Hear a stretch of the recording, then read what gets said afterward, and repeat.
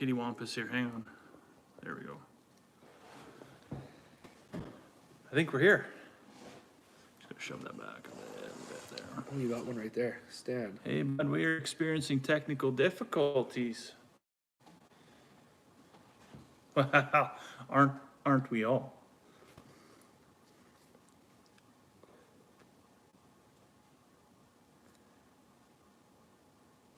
This is right.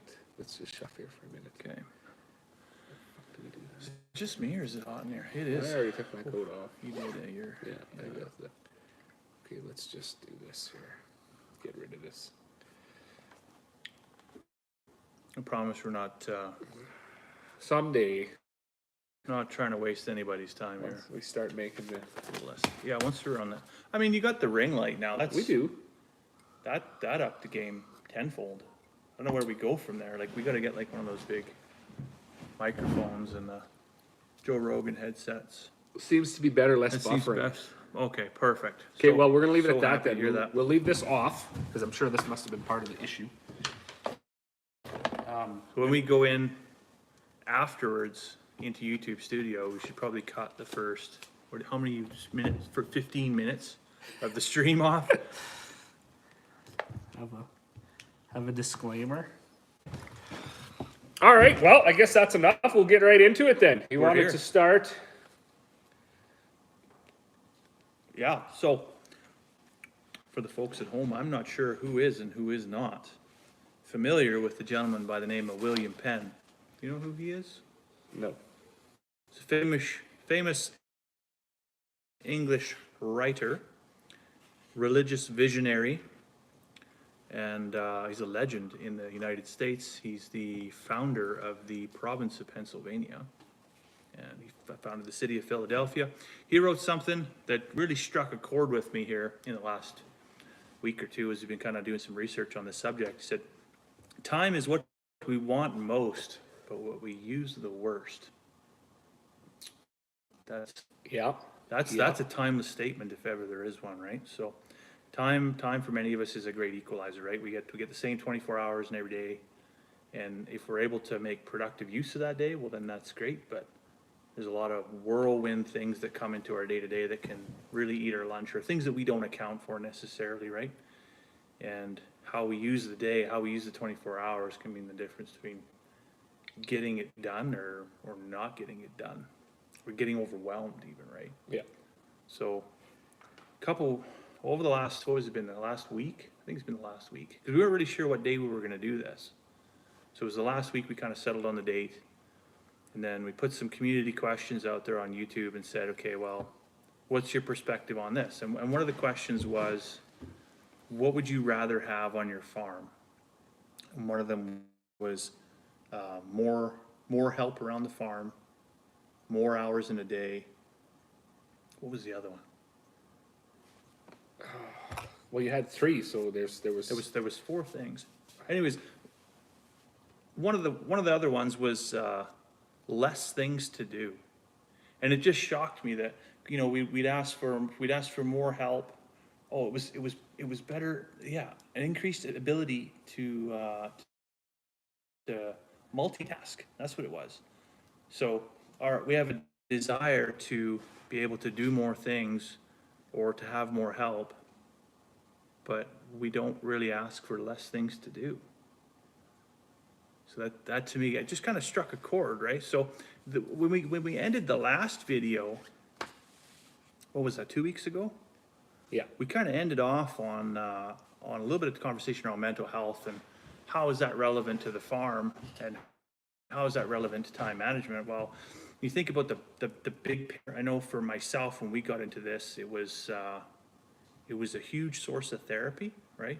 Farming or living through agriculture was a coping mechanism in many cases, dealing with the loss of my dad and stuff like that. And so then you find that, okay, well, that coping mechanism now becomes a burden. What do you do at that point, right? It's no longer a coping mechanism. It now becomes a source of stress. And so I just wanted to touch on, if that is you, or you notice that's becoming you, don't think you're alone in this, because here's the stats. I'm a numbers guy. I live for stats, right? 35% of farmers meet the classification of clinical depression. 45% of farmers report high stress. 58% of farmers meet the classification for anxiety. 68% of farmers are more susceptible to chronic stress than the general population, which chronic stress is a key factor in physical and mental illness. So, a resource that I found is the Do More Agriculture Foundation. They are a agriculture-based mental health website you can go to. A lot of resources that are there that are applicable to what we do, so that you're not just talking to somebody that has no idea, no bearing on perspective or context to what we're talking about. So you can go to there, www.domore.ag. Back to time management. Well, yeah, that's leave it off to you. helpful stuff for sure. So now, as always, when we put these topics out, and then when Stan does his community page looking for he puts out questions that then we end up doing quite a bit of research for a couple weeks, so we have something to fill 2 hours with. Then we write it all down. One thing I when I started looking into this, I got right into like, how much can your brain take? So when you're really doing anything, so farming specific, humans can only do one task that requires decision making at a time. Now, low level functions like breathing and chewing gum and other things like that, they're not considered tasks when you're talking about the multitasking debate. So the human mind can also only concentrate on 3 or 4 things held in their subconscious at one time. And I bring this up, so these exaggerated claims of, I got a million things to do, I got a million things on the go, I'm doing 10 things at once. We all say that, and it's all possible that you have all this stuff. This is all a mental fog that you're in. Yeah. So if you've got 10 things that you're doing at once, you are doing 9 things wrong. This is true. If you have 1,000,001 things on the go, you're doing 1,000,000 things wrong. This is just 100%. reality. This is the mental fog that we get ourselves in. We're doing too much, and we can't. You're not inadequate. It's just the way the human body works. It's just that by design, Right? it's the way we are, yeah. There's another one that we got in here that's going to tie into this. I had this under a thing of mental fog, but this gets into time management, task management. This is really crucial, because if you start to throw everything in your basket at once, it's not going to work. Like, this isn't to take away from the fact farms aren't busy. It brings awareness to the limitations of your body and your mind. So you have to. Time management is so crucial. If you're not managing tasks and times properly, it's going to be a bad day. 100%. Yeah. And yeah, if you think you're good at multitasking, I know there's a lot of, are men good at it or women good at it? It doesn't matter, man or woman, or if you're super organized, you're not super organized. If you think you're good at multitasking, you're unequivocally just mistaken. Absolutely, yeah. You're mistaken, right? If you're going to divide your focus between tasks, it's very similar to what we just went through here with the computer and the iPad and the phone. There's only so much bandwidth available on the Wi-Fi.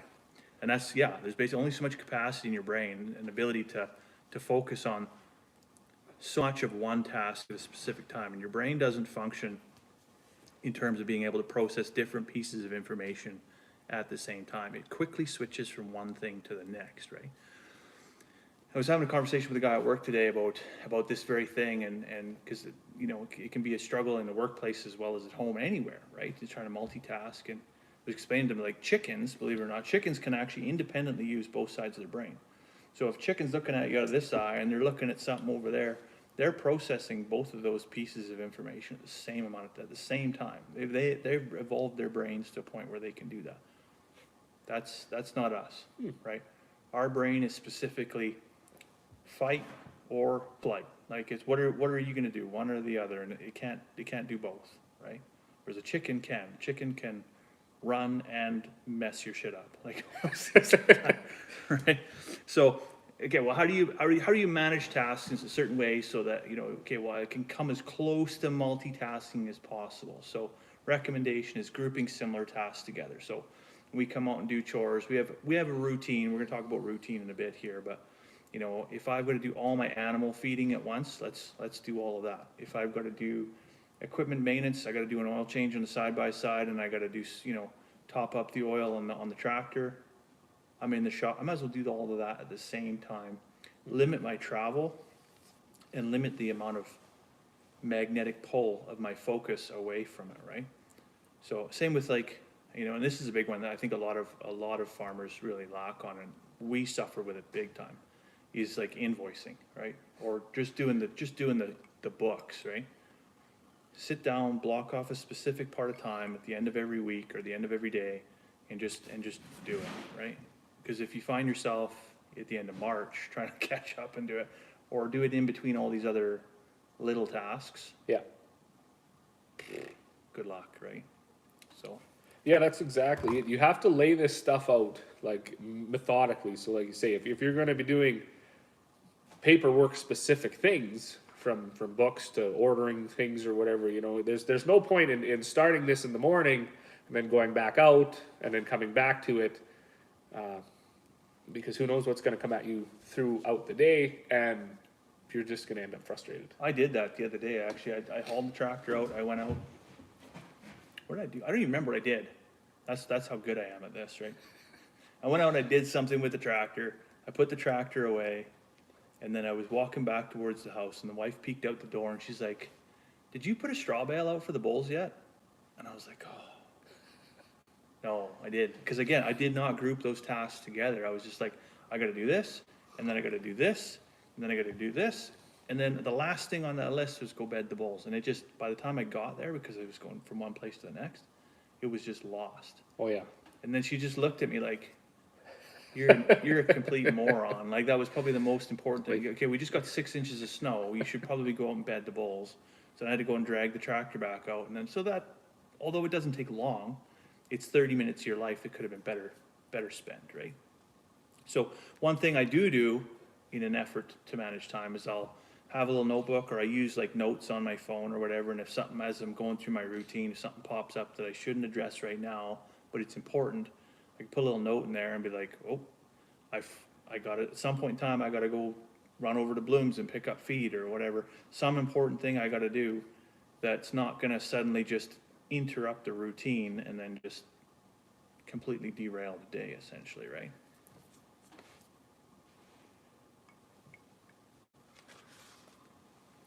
This is good, eh? It is really good. So Jeremy, I don't know if you got on or not, but I know you were having some technical difficulties, as were we. Just to retouch on that, this is the 1910 Pendleton. It was so kindly donated for this this evening's live stream. Really appreciate that. Thank you. And if you too would like to enjoy your very own 1910 Pendleton rye in a very special glass, highly recommend, leave us a comment in the comment section, and we'll enter your name into a draw for a set of these custom Bloom Enterprises and Kirkfell Farm cups.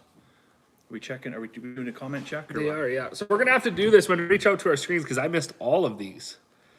Have you ever tried wine-soaked cigars? Not yet. Justin's in. Wine-soaked cigars. So here's the thing. A number of years ago, I got the travel selection. I don't even know what I can think of. This is the Christmas thing, like a liquor Christmas tree or something like that. So I got some Gold Coast Barbados rum, cinnamon whiskey. Might as well just make that disappear. Some Crown Royal, and some, what is this? Lid fell off already. Disaronno. I think that's like a liqueur. Yeah, that's the commercial. You gotta put that on the rocks. Yeah. So what I was gonna try to do is actually put this stuff in a shot glass inside of a sealed, I mean, some people say use a Tupperware container. I'm gonna try and find a glass container, just because I'm not really keen on the BPAs or whatever toxic stuff is in the plastic. And then just, you gotta seal up your cigars in there for 3 to 4 weeks. And that is supposed to be amazing for infusing flavor into the cigars. So that won't be a today thing, but we're definitely gonna have to give it a try. Down the road. Well, yeah, we're learning. Well, Stan made this for anybody that doesn't know. When your cigar goes out, Yeah, I'm not a complete psychopath packing an ice pick around. You're supposed to gently scrape off the ash, bore it out a little bit, and relight it. Prevents you from basically putting burnt ash and bringing it back up inside your cigar, which makes everything taste bitter and acrid. Yeah. So, and now, so the whole reason we chose this topic for this evening, Chad had mentioned to one of the comments, or I when think he it was on your channel. Wasn't yeah, it? yeah. Well, we asked for ideas, and he said, "Forgive me, something about talk about wasted time on the farm." So Yeah, what is the cost of wasted time? yeah, What is like, the cost and of, he used the like example mowing of 10 acres of lawn just for the sake of being busy, and or plowing 3 acres of snow across the yard just to be able to turn a truck around, and so kind of low value tasks that take an awful lot of effort. So I'm going to hit on that right now. And we kind of, we went further with that to the whole time management thing. But in regards to the specifics of mowing 10 acres or plowing the whole yard when you just need to get your car out, I put this under my comment or section of time wasted bliss.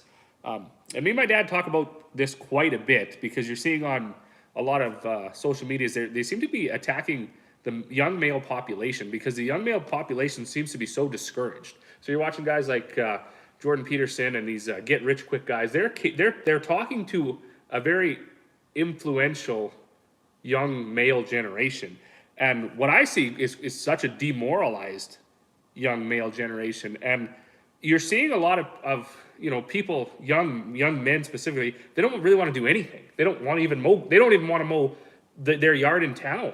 They don't shovel their driveways anymore. They don't do anything. To me, that's actually quite a shocking development that's cursed the last, let's say, 10 years.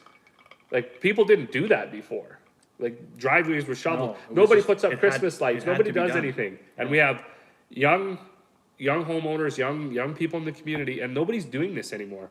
So You're right, because when we sold our house in town, we had, I think maybe we didn't have, I would say we had like the second nicest yard in the, we wasn't quite a cul-de-sac, but the outside round of the corner. We had probably the second nicest yard in the street, we'll say that. And then we sold the house to a young gentleman who, 19 or 20 years old, and we come by, and it's just like, it's disheartening to see the degradation of things that you took pride in.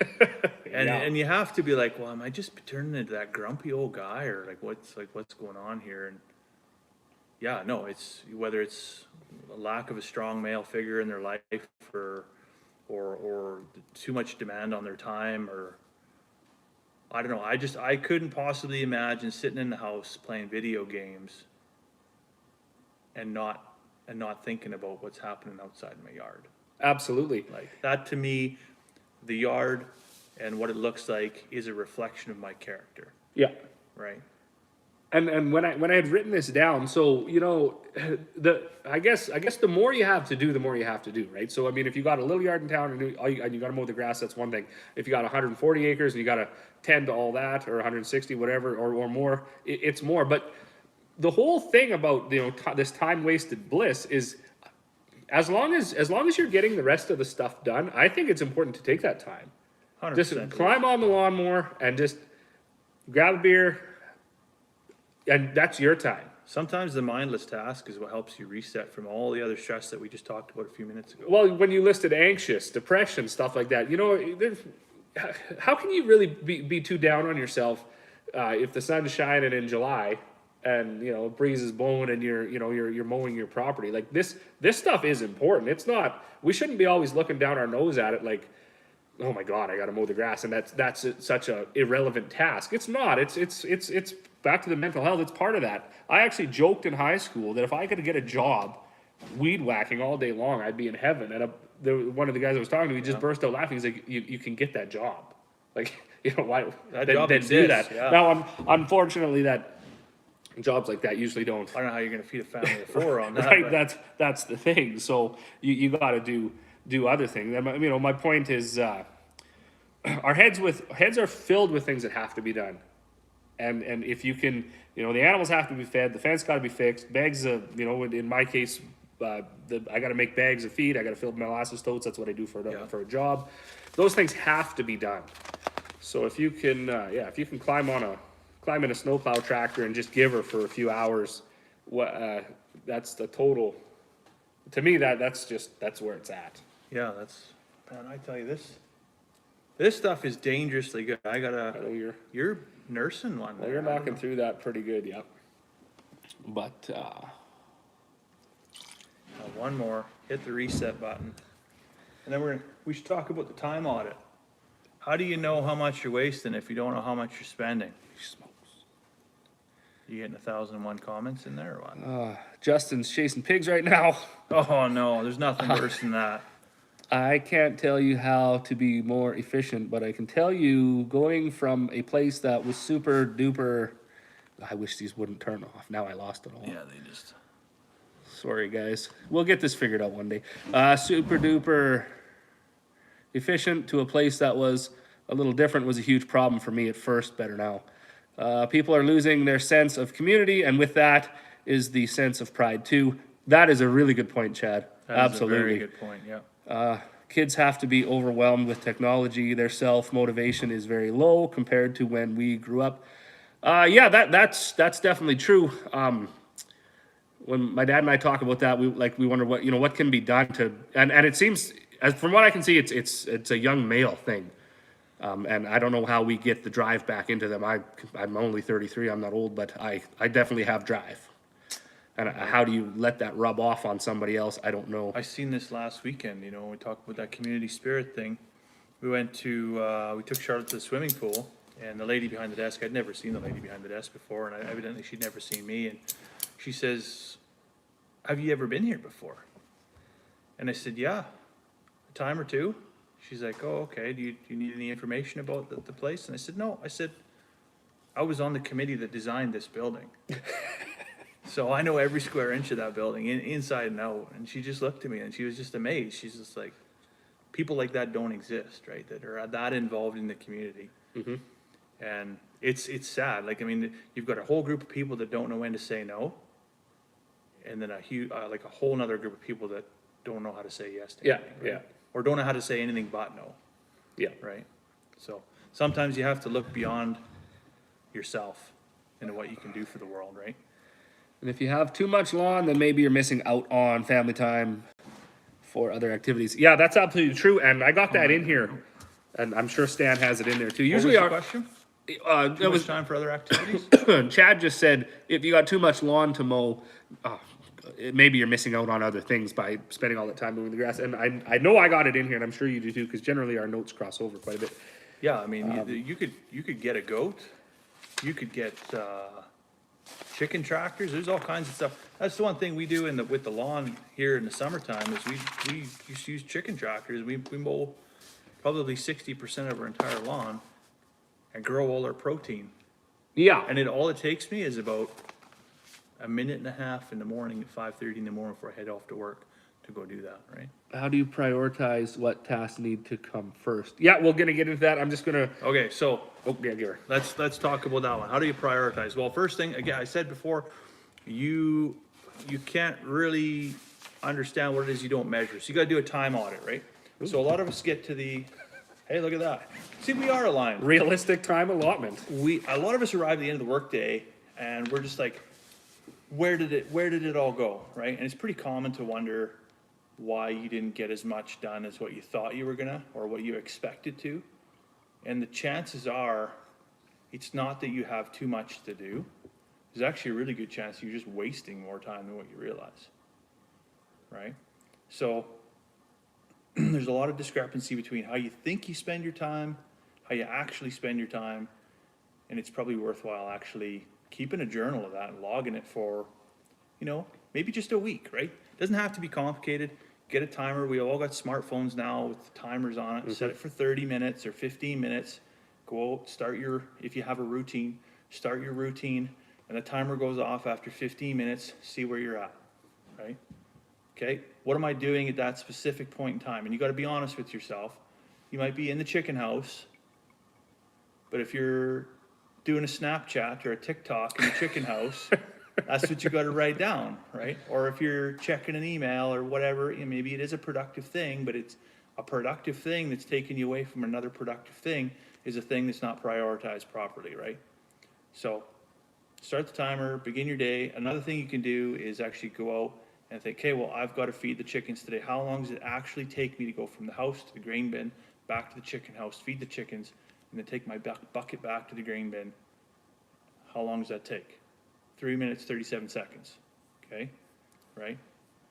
So once you've done all that, set your timer for another 30 minutes, repeat the process, come back and see where you're at in the next 30 minutes, right? And have some review of how you spent your time, right? So how many times do you identify you're doing something that wasn't productive? Because I'll be the first to admit, I look at a lot of butterflies throughout the day. Oh, like I really Christ. do, right? I get sidetracked real easy. I'll stand over here, I'm feeding sheep, and I'll stand over there, and Carmen gets super frustrated. She's like, what are you doing out there? Like, you should be able to feed the sheep in like 15 minutes. And you're gone for like 3 hours. And I've got this lame excuse. Well, this is all about animal husbandry and paying attention to my animals and looking at little characteristics of them and getting to know them so that I can know when something's going wrong with them. And there's some value in that, but maybe not 3 hours a day kind of value, right? So if you conduct an audit every day for about a week, get a good overview of how you're spending time. And again, you can vary the time frequency between check-ins. 30 minutes or 15 minutes is really just an example. You can do it for an hour or whatever works for you, right? But if you're finding that you're spending too much time on non-productive tasks, that's where you know you've got to clip things. And then from there, if you're working on a routine, say, okay, well, I know it takes me 3 minutes and 37 seconds to feed the chickens. That's an average time. Okay, well, now I start to think about, I need to challenge the routine in terms of why does it take me 3 minutes and 37 seconds to feed the chickens? Is there something I can streamline? Is there something I can automate? If I got to do something every single day, then there's probably a chance to make that thing a little bit better, right? Yeah. So we've done stuff here with round bales, hay nets, fork feeding hay over. We're trying to try a little bit of everything, and in our early inception years, as we learn too on the farm, finding what works best. But sometimes the weather throws a loop at you, right? This year, or last year, massive drought, massive feed shortage, all the efficiencies that we had by just chucking a round bale and a feeder and coming back in 10 days, gone, right? Yeah. So I've also got to think the downside of, well, it's worth my time to spend 15 more minutes out hand feeding the animals, Yeah.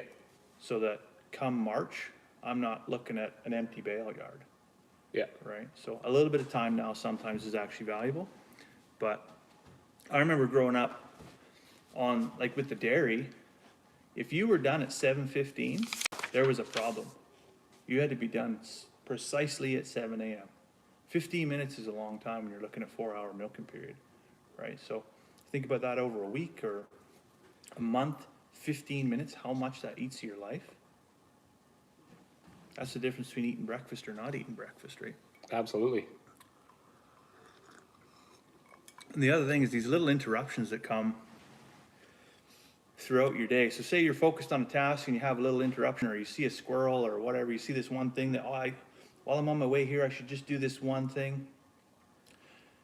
How much time does it take you to drop what you're doing, orient yourself to that new task, complete that new task, and then reorient yourself back to the existing task, if you even make it back there, right? That's a huge thing. So there's a study done in, I forget the university, but it's down in the States.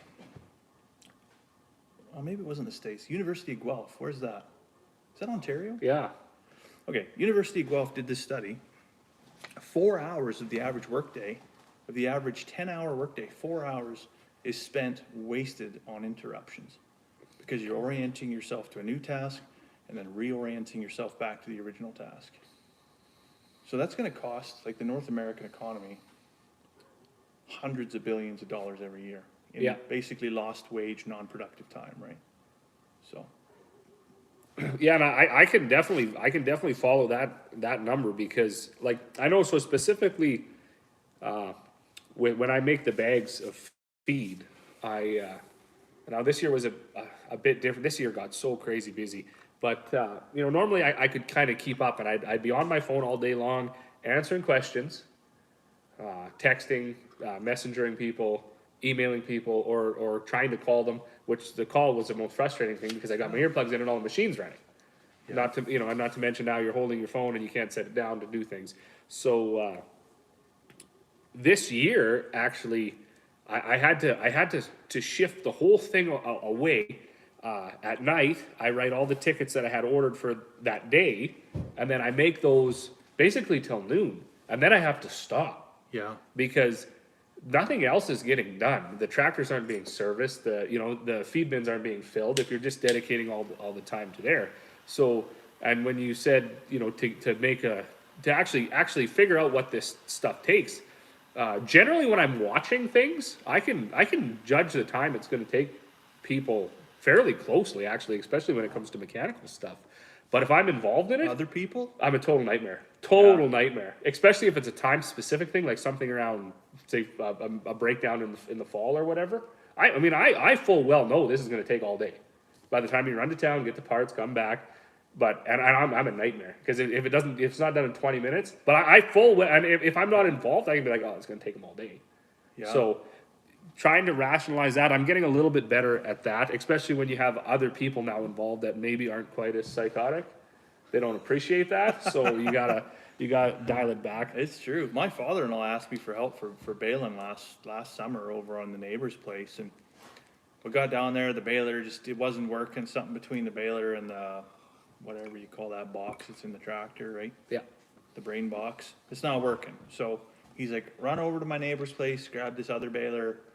We'll plug it in and then go. So, okay, well, I can't just run over there with the tractor because it's going to take 7 hours to get all the way to Rio Grande in the old case tractor. So run home, grab my pickup, try and find a hitch. He's like, no, I got a hitch. You don't have to worry about it. I'm glad I spent like 8 minutes in my shop digging for a hitch because I got out there and he did not have a hitch. Get out to his neighbor's place. He's like, yeah, the baler's just inside the shop. It's no problem. Just hook onto it and just come.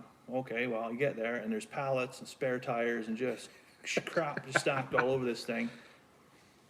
And so then he phones and it's like 3 hours later and he's like, oh, how you making out? And he's thinking I've already made 40 bales by this time. And I'm like, I'm just leaving Rio Grande. And you could hear it in his voice, like, you're not my favorite son-in-law anymore.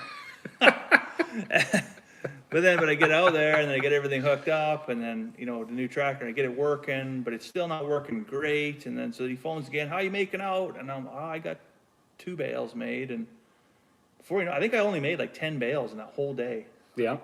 And it's just funny how something simple like a little breakdown and then having to go get an alternate piece of machinery can really derail the whole thing, right? Well, and that's the thing. I had it here, not understanding what it's going to take is going to be the demoralizer hiding in the closet. Like as soon as this happens and it takes infinitely longer, there's no way you can pull out of that. And the last part I had here, and it gets kind of back to what Chad was saying, if you got too much grass to mow, you're not going to spend any time with your family. And that is true. The thing is, if you don't know how long your day takes when you're working, you're also not going to spend any time.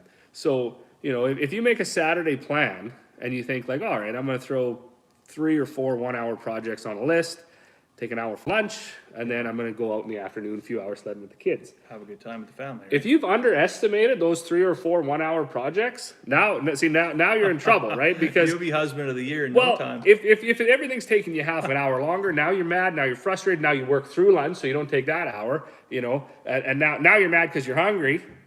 You don't even have everything done. Now you're just mad, and you're not even at the time you're not doing it now. You've pissed the wife off before she's pissed off. Everybody's mad, and and then so this whole getting things figured out and realistically figuring them out. My dad and I used to joke too, like you give you 15 minutes for a rig service, right? Didn't matter if you were on a super single, or rod rig, or on a 6,000 meter triple. Easiest thing in the world. You can't even get up the stairs on a triple in 15 minutes. Like you gotta be hauling her. There's no what we joke about that all the time. Like Dad says, you can't even get the tools together. How did you do it? How did you do it back in the day? Because we had a way of doing it. It was unconventional. On the doubles, the motorhead had the pails of oil all full with the oil soak pads on top, so nothing would get in there. And we used to pretend we were a NASCAR pit crew. every roughneck had a grease gun, and we chained that brake handle down and gone like a shot. Did we get everything? No, never. Those rigs were terribly underserviced, but we did a pretty good job in 15 minutes. What was that movie where there's that Harlow? Is it Harlow something? Right? He's in that movie. He's like, you ever hear the 6-minute abs? Well, I'm gonna do the 5-minute abs. And so this is what we did. We did the 14-minute rig service. We'd have the oil sitting there, usually a pail and a half too much oil. We'd have a guy pull the bung and another guy dumping oil, and we wouldn't even we wouldn't even stop trip pipe. Away we go, oil pressures just down there. And we would just keep pouring oil until it came out golden brown at the bottom of the drain plug and put the plug back in and go to the fill. And 14 minutes. Alberta's finest. Yeah. And then if you ever took downtime, well then of course you got to change filters, right? But can't shut her down, don't got time, right? I guess that's how you do the 15-minute rig service. Like I say, when that triple that I worked on, there's no way you couldn't walk around that thing in 15 minutes. No, you can't. There was nothing getting done. Way too big. But I mean, realistically, then you need like an hour to do this properly. We had 3 3412 generators. We had Well, yeah, it's an hour and a half prep time before you even start, right? right. So this realistic time. If you're new into farming, you're new into agriculture, hobby farming, homesteading, whatever you're doing, I would say, in my limited experience on this planet, I've realized this now, is get this stuff figured out. Like you said, get it figured out. Know what it takes you. Yeah. And if there's a way to streamline this, I'm going to have that in here. I got elimination by automation coming up. Then you can move to that. Yeah. Like Stan said, tasks you're doing every day that we should be able to cut If some you've corners. measured it, you can manipulate it. Yeah. Right? Sometimes that means you might need to have a tough conversation, right? You might need to have a little humility. Maybe you got to make your wife cry because you're selling the donkey, and that's part of it. I mean, sometimes nobody wants to have less to do, but sometimes that's what needs to happen, right? Yeah. If you evaluate your time and how much time it takes you and how much time you have available, what's the time requirement to do it properly versus how much time does it take you? Because if you're just taking shortcuts every day, what is your weekend gonna look like? Well, you're not gonna go sledding with the kids because you'll be scrambling to get things done properly, Yeah. right? So we specifically try and schedule time on the farm so that our daily tasks take a little bit less, and then we catch up on the weekends. But if we're purposely trying to take shortcuts, then the weekends aren't gonna belong to us, right? So that's gonna be, you're not gonna have a very happy wife or a very happy life, right? No. So think about, are there opportunities to reduce time, automate processes, cut things out entirely, right? Like we do stuff with the chicken feed. I made a little thing that goes over top of the chicken feeder. It's not good for you, sorry about this, but cut my chicken feed bill in almost in half, right? Because they're not shoveling chicken feed out and throwing it on the floor and wasting it. Well, I have an argument to not being good for me. Is it good for me if you can't afford to keep the chickens? Because you're wasting all your feed? There you go, right there. It's not good. Close the loop. Close the loop. Yeah, if I go bankrupt feeding chickens, it gets wasted, and eventually I don't have chickens. And I don't got nothing to do. You're down all your profit, whereas I'm only losing half. Mm-hmm. So, but yeah, there's things you could do. Installing an automatic heated water, back in water. That's one reason why we don't keep pigs in the wintertime, is because that's a brutal, inefficient way of use of our time during the winter months, right? So an automatic heated water is going to cost you, say, $1,000 to rig one in, right? But the longevity of that thing is probably 20, 25 years. So it's really only cost you what would be $11 a year or something, $10 a year or something. Pretty low cost, right? And it's going to create so much efficiency for you. So I think that's where you're going to get into with automating processes here, eh? You need some more comments there? Or what? Yeah, just I know that you missed a few too. I think Did I really? Before we get to, well, they're not popping up, but before we get to the next bullet. Yeah, see, I'm not getting any comments pop up on mine. I didn't. Well, I got this one, and that's why I looked. But you got to do this. Oh, And then they're that's all what I'm there. doing That's wrong. why you're missing all of them. I'll make plans for, let's say, 4 things to do in a day. I'm happy if I get 2 done, only because I understand something will always come up. Yeah. You had more than that. You gotta scroll down. You had all these. What is Chad saying? I'm with you, Robin. Being in charge, you have a lot more pressure on you because I've got 2 or 3 people staring at me, wondering what we're going to do with the breakdown. Yeah, with Dad and the kids helping, I find I am more planning and fixing now rather than doing. It's been a big shift in my thinking, but someone needs to keep everyone organized and going. Yeah, so that's the thing too. If you and we get into that too with asking for help. I had that one in here, and I think you and I talked about this before we started. If you're going to get more people involved and everyone's going to look to you, then you gotta watch this live stream. Yeah, Because you 100%. are going to need to know all of these things because everyone is looking to you.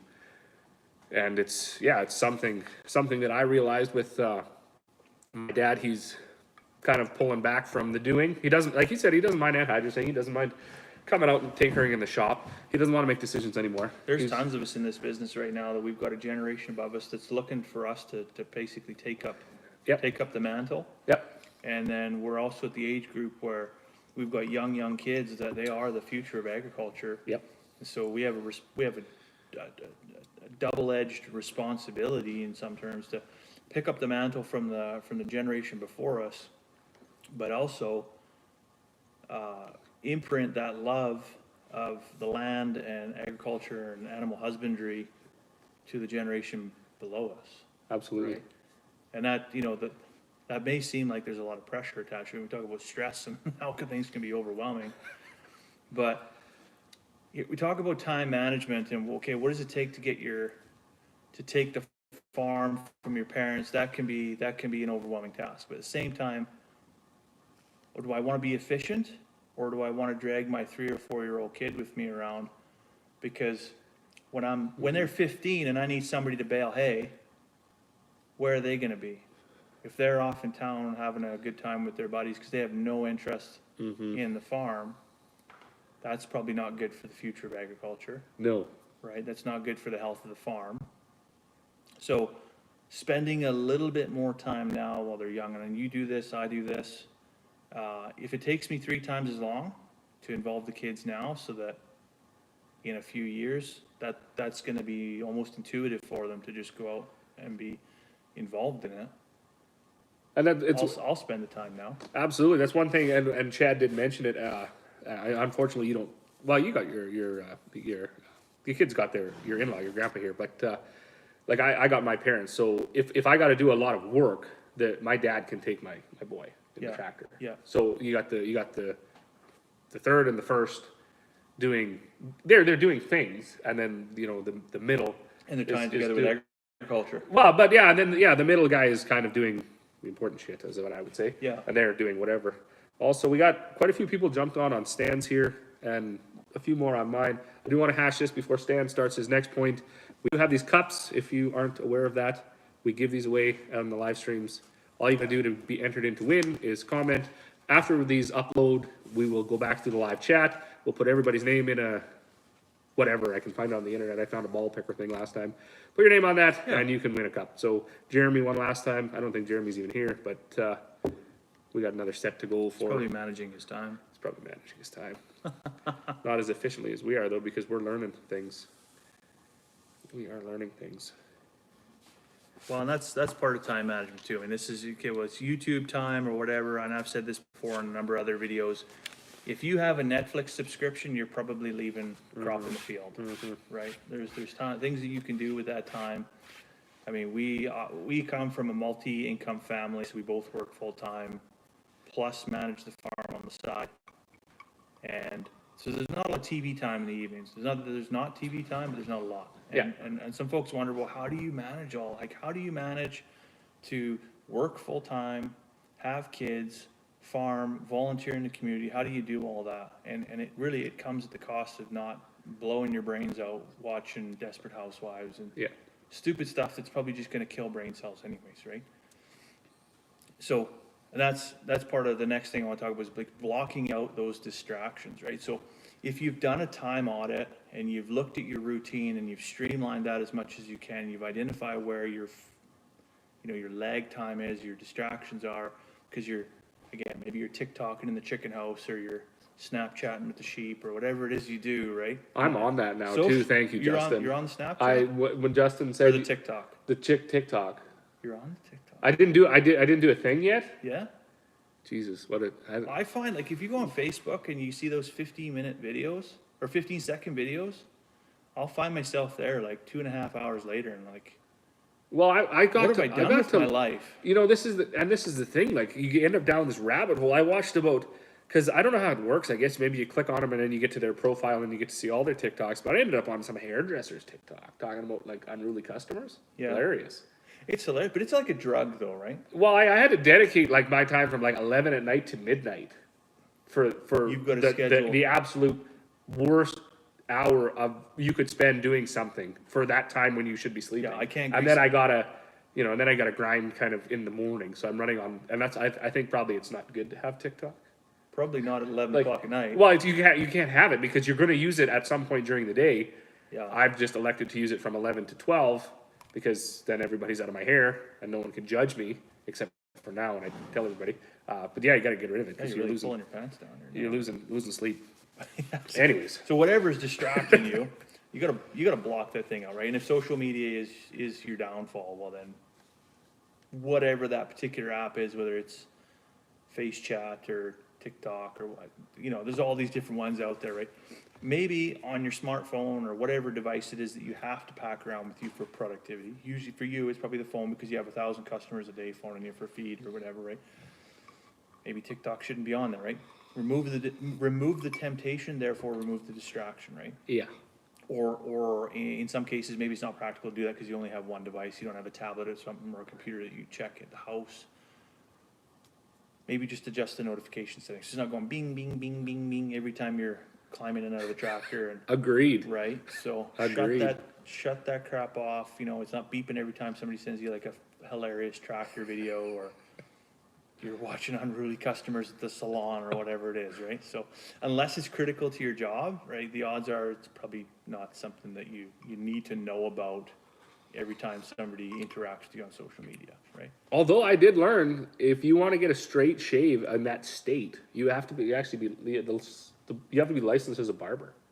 Like, not just anybody can do that. Yeah, you can't just be a hairdresser. I didn't know that. There's a Well, whole she thing explained around it. barbers. Yeah. I know that now. That's a deadly weapon, right? I kind of just figured you could do whatever you want, but I guess not. So On your own time, I guess. eh? now I know. Running, what do they call that? Bootlegging barber shops out in the back alley. So what do we got next? Ask for help, create a plan so unfamiliar people with the task can help you.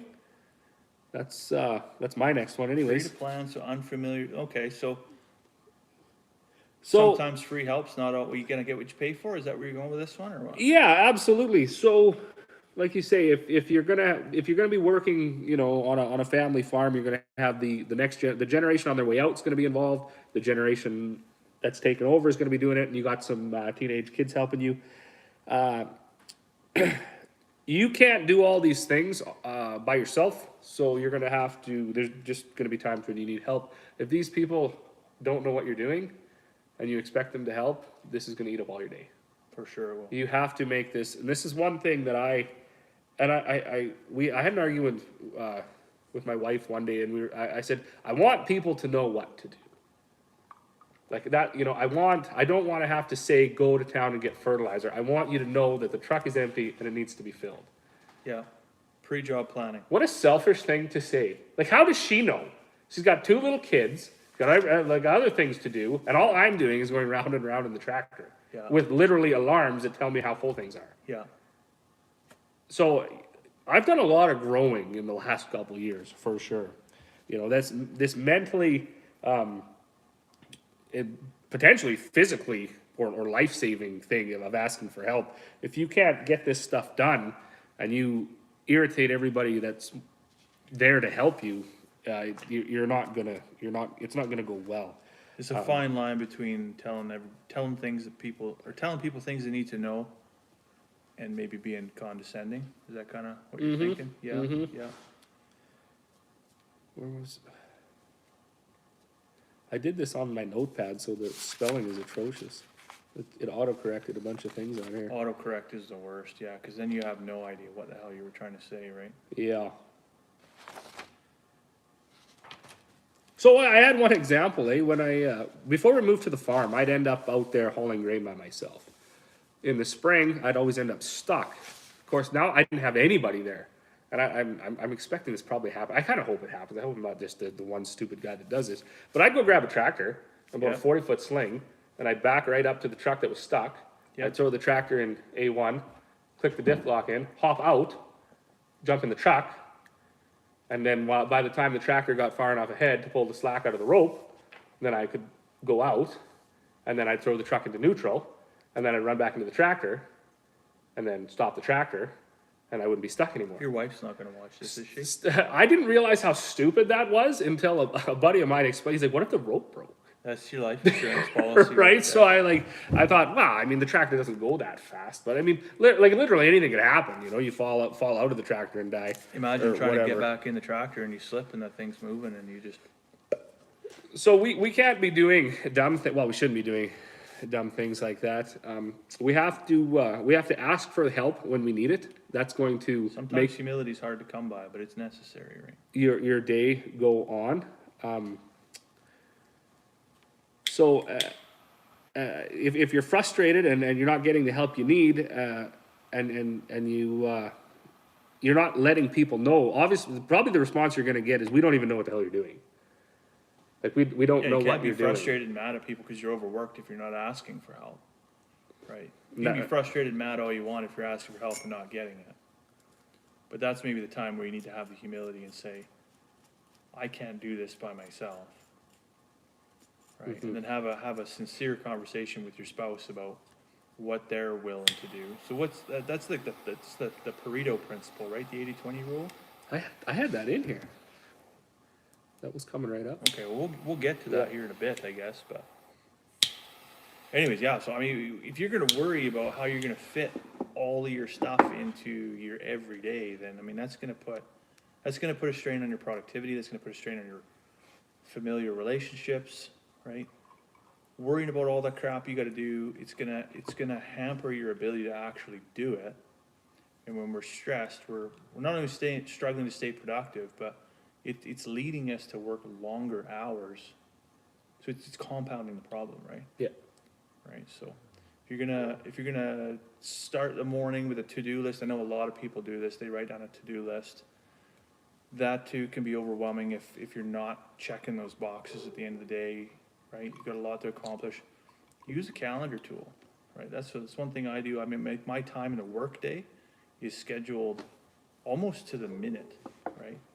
Some people think, well, that's a bit aggressive, but sometimes that's what you have to do, right? If you don't schedule it that tightly, for me anyways, I find, what am I gonna do with that 3 minutes? Yeah, I'll probably end up on TikTok or something stupid, wasting my time, right?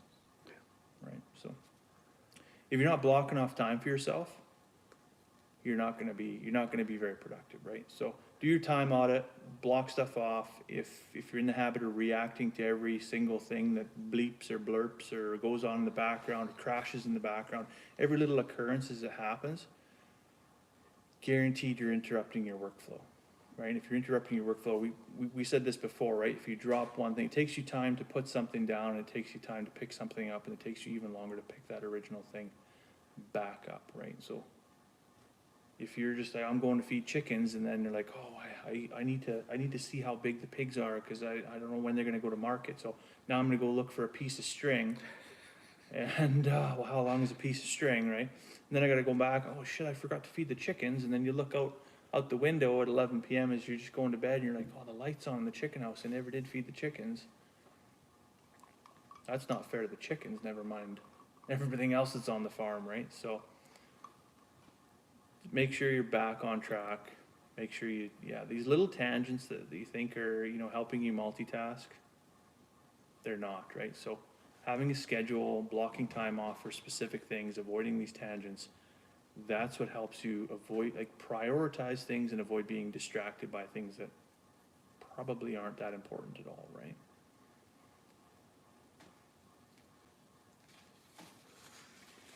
Talked about multitasking already. How much is your time worth? How much is mine worth? Yeah. A lot. How much is your time worth to other people? Oh, maybe not so much. We got any more comments on here? How did you find that anyways? You just you just scroll up. This is the best. Well, thank you. I don't know what that is. I think that might not be one. Okay, I got a whole mess of them I missed here. You did miss a lot. I'm sorry, folks, I'm not ignoring you. I'll make plans for, let's say, 4 things to do today. I'm happy if I get 2 done, only because I understand something will always come up. Absolutely being realistic with your planning. Get up an hour earlier, don't come in for dinner till 8. You know what, that's not necessarily a bad plan. I think it's important to, it's definitely important to eat properly. So, I fall victim to this as much as anybody, and I definitely did this today, and, you know, you skip lunch or whatever, and then you eat like a wild animal when you come in for supper time, and then you decide to have a cigar and a whiskey, and you sit here cooking off with heartburn, like it's going out of stuff. It's maybe not that great for your health, but I'm a big believer in getting up early, but getting up early is not the sole source of defining your productivity, right? If you get up an hour early, what do you do with that time? It has always shocked the shit out of me that you feed chickens at 5 in the morning. It just boggles my mind. Well, during the wintertime, I typically don't feed chickens at 5 in the morning. I'm usually feeding sheep by 5:30 in the morning. But summertime, when it's daylight out, I'll be up at 5 and I'm moving the chicken tractors and getting on with it. Because that's one more thing. Like summertime, I have that one more task, right? Yeah. So I got to get up that little bit early to do that. But, you know, if you're going to get up that early, maybe that's a good time. Like on the weekends, for instance, I can't sleep until 8, 9 o'clock. Some people can sleep until like crazy hours of the day. I can't, right? So I get up early, and that's my non-productive time. I gotta sleep in so I can get that TikTok in Can from you 11 get, to 12. well, there you go. But so on a weekend, that's okay. Well, I'll get up at 6 and I'll sit in the big chair and I'll watch, you know, 2 or 3 Bloom Family Farm videos or whatever, see what's happening in the neighbor's farm over the last few days, and kind of catch up on world events or something like that.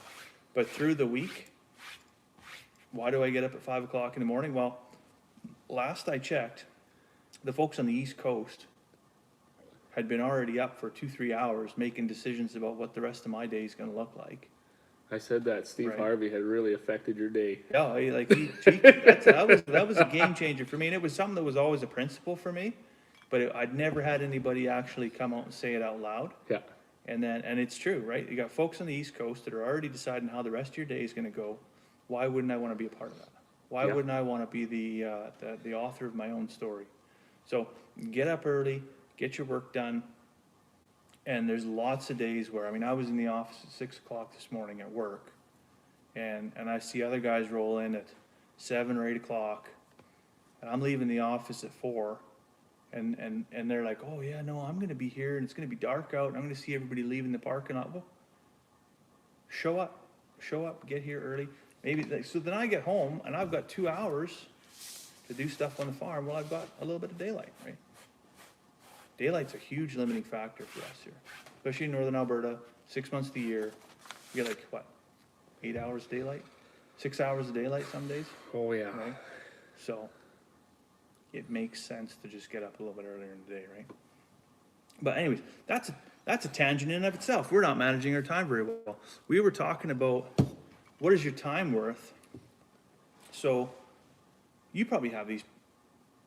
Okay, I'm going to put myself on the line. I'm not going to put you on the line because you have customers and you're going to want to respect them. But if you have a person that comes over every week to buy eggs, and they stay to tell you their life story every single week, you know, you're talking about the visits that you have nothing to contribute to that conversation other than your own wasted time, right?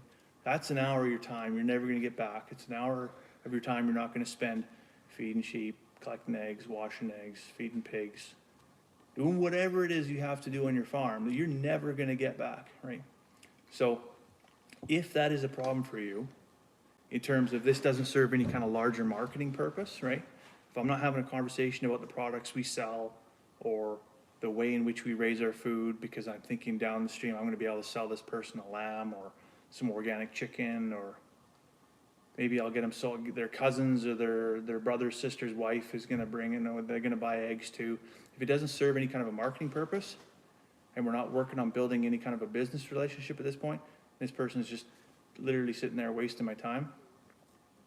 You do need to be courteous, but you need to cut that stuff off, right? Because if I'm burning $40 of my time to sell $4 worth of eggs, that's not efficient at all, right? So you've got to be upfront with some of those folks and just say, you know what, thanks for coming by to get your eggs. Really appreciate it. I'd love to stay and chat. I've got 1,000 things to do today. Maybe when I have, less on the go, we can sit down and chat or whatever, right? But today's a hair straight back kind of day, right? And most folks will be respectful and courteous and understand that, right? And be like, oh, sure, okay, sorry, I didn't, That is funny that you bring that up, But that's a real problem, because right? I struggle with that a lot. I even lost my temper a few times. I can't. And you can't, because you can lose a customer that way, right? Well, what goes into your 80-20 thing too, though, right? 20%. 80% of your problems come from 20% of the people, and 80% of your production come from the other 20%? Maybe, might be Or time to. 20% of your value? It is, see, that's the whole thing too about the whole, the whole egg community is generally there's time for that. So when you try to make an actual business out of it, we talked about this, about 4 or 5 years ago. I went to a grain marketing seminar type thing. And the general consensus from the farmers sitting at the tables is they're not businessmen. They never were. They didn't want What to are be. They never wanted to be. They just wanted to be farmers. They just love the land. And then the whole system changed. That now, if you take over a farm of any size, you have to be a businessman, or you will not survive anymore. The world moves that fast. It never used to Well, I move that believe that. fast. I believe that. We started from the ground up. We're $1 million in the hole. Yeah, If you're not a businessman, you're going to stay in the hole. yeah. You gotta be. Right. You have to be grinding on to the next thing. So this thing is stuffing me up now. I took one right. In the This I is, took one right in the nostril, and it's. This is very, Let's very sneeze. woody, right? What, I'm gonna sneeze. It's like yeah. it's, All right. I'm not sure. I would say this is like willow bark. Not It wasn't really. as good as the other one. I'm not getting any kind of chocolate or vanilla. I'm definitely getting the leather and the wood. What was the other flavor that was supposed to be in there?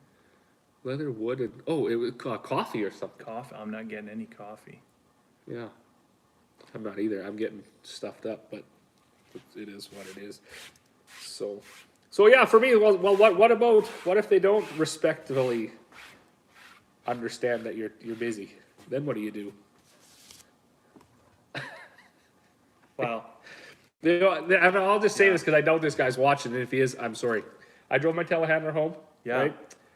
Made it all the way home. It was about a 2-hour drive. Hit the ditch right at the last turn in my house. So there it is, sitting, idling, no fuel in it almost, because the guy didn't fill it up when I bought it. Almost flipped over, stuck in the ditch. 2 people drive down the road, want their bags. I just got Corey to get the kids set up in the house. Did they ask Cool. you before they showed up? Oh no, I knew they were coming. You knew they were But coming? they had to come right then. Like they didn't know I was stuck. It's just the way it worked out. The universe put So that in I'm your looking, lap. I'm thinking, okay. And Corey just got the kids watching TV. She comes out, get the other tractor to pull me out. I told both of them, I said, look, I'm gonna leave this here. I'm gonna load you, then you can get on your way and I can get going. Yeah. I have 2 ways in and out of the farm. Sure. Neither one of them elected to go around the other way. They both came back to where I was trying to set up the tow ropes and thing. The first guy kind of did go through. The next guy stopped and got out of his truck. And I was like, I asked him, I said, can you please just go? Like, I'm in the middle of something. You can see that. Yeah. Oh, no, he said, I lost it. I don't know if he'll ever come back. But I was like, you don't work here. Like, it's not your problem. This is my problem. It is actually a problem. So either I got to shut everything off before it runs out of oil because it's on its side and then talk to you about whatever, or you can just, and then you're like, if I said this, you can't get around me. So please just go. So now. then what do you do? They won't, Yeah. And maybe it's that really maybe happened. it's you got to spell it out for them. I mean, unless you really want to spend the next 3 hours of your day here while I get under this cluster. I also don't like whatever. being watched when I've made a mistake. You weren't getting the tow strap out, were you? I was getting the back whole line because You're not gonna, it was so icy. I had to dig the ice away so I could get traction.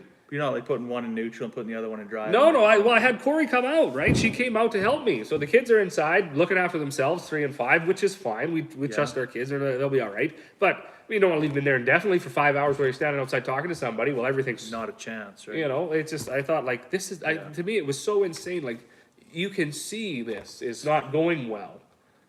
Come back another time, eh? Sometimes you just gotta get on the phone and just text your wife and, hey, phone me in 30 seconds and say it's an emergency, right? Yeah, anyways. Sometimes it Customer don't work. service is a fine art. It really is, right? It is. It is, right? So, but what's your purpose? Purpose. When it comes to time management, what's the purpose? What do you want to get out of it? You schedule your day. This is what I want to achieve. But why? What do you want to get out of that, right? What's the point of having a schedule? What's the point of setting a list of things to do? Well, for me, that's easy. There's 2 things. I want to be able to dedicate some time to further expansion, and then I want to dedicate some time to my family. Those are 2 reasons why I try to be efficient. If I was a bachelor, and I was going to be a lifelong bachelor, I would probably operate completely different. Yeah. So you need to know that before you commit your time to doing something or not doing something. Understand what your purpose is. Because otherwise, yeah, if you don't understand your purpose, the next day when you're looking at that same thing and you're looking at the list, you're gonna chase non-productive things because it's meaningless, right? So one thing I like to do, and I know this again, is spending time, but I'll do a thing and then I'll think about how I did that thing. Did I really accomplish what it was I set out to do with this? Or the next time I do this, do I need to plan this better?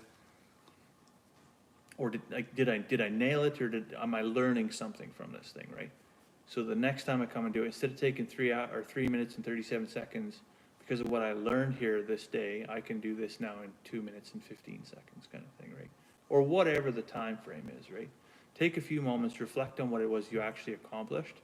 Does it matter? Did it serve the purpose? Or am I, as Chad had previously mentioned, am I just busy for the sake of being busy and just wandering around here? Yeah. Again, love of the land and some time, what time well wasted is always a benefit, but there's gotta be some value realized out of it at the end of it, right? You need another splash there? It looks like I'll take a bit. It's getting warm. We'll do Looks this. like it's gonna get Chad chimed in again. I think I seen one come by, blowing by on you there. This same one. So I run too hot for customer service. Unfortunately, I do too. But after a few years, I had to get better at it if I was going to stick with what I was doing. I do like to visit, but when there is stuff to do, it's got to get done. Then on to the next task. Yeah, that's absolutely right. I guess people, I don't know, they have different ideas of how they're going to spend their day or whatever. And that's the unfortunate thing too. Like Stan, he likes to get up at 5. I don't. I would actually rather work into the night, to be told. And I don't really like working at night, but I'm better in the evening. Like I feel more productive in the evening than I, and that's why I don't mind getting up at 7 and taking an hour for breakfast till 8. Reading the newspaper, doing whatever, filling out some tags that need to be made for the day, and actually starting the day at 9. Fortunately for me, I don't have to work off the farm. I realize that plays a whole different thing into it when you're doing this. But I can start at 9, and oftentimes, especially when we didn't live at the farm, I never ate lunch. It never really bothered me. No way. Right? So even on a rig, I never, until I started drilling, it's just whatever. Like, and it didn't matter how physical the day was either. I just didn't bother me to eat. So I can start at 9 and work right 6 or 7, 8, 9, and then call Just it give good. her, hey? Just stop really for nothing. I've worked with guys like that. They'll eat a big breakfast in the morning and they won't touch another morsel of food until 6 or 7 at night. And I don't know. Some days I can run on diesel, and other days I'm running on fumes. I gotta put something in the tank. What are you doing there? It slipped, it's ice. Better suck the tablecloth out there. Ice is slippery also. Slippery Those ice. who Who don't would have know. thought, hey?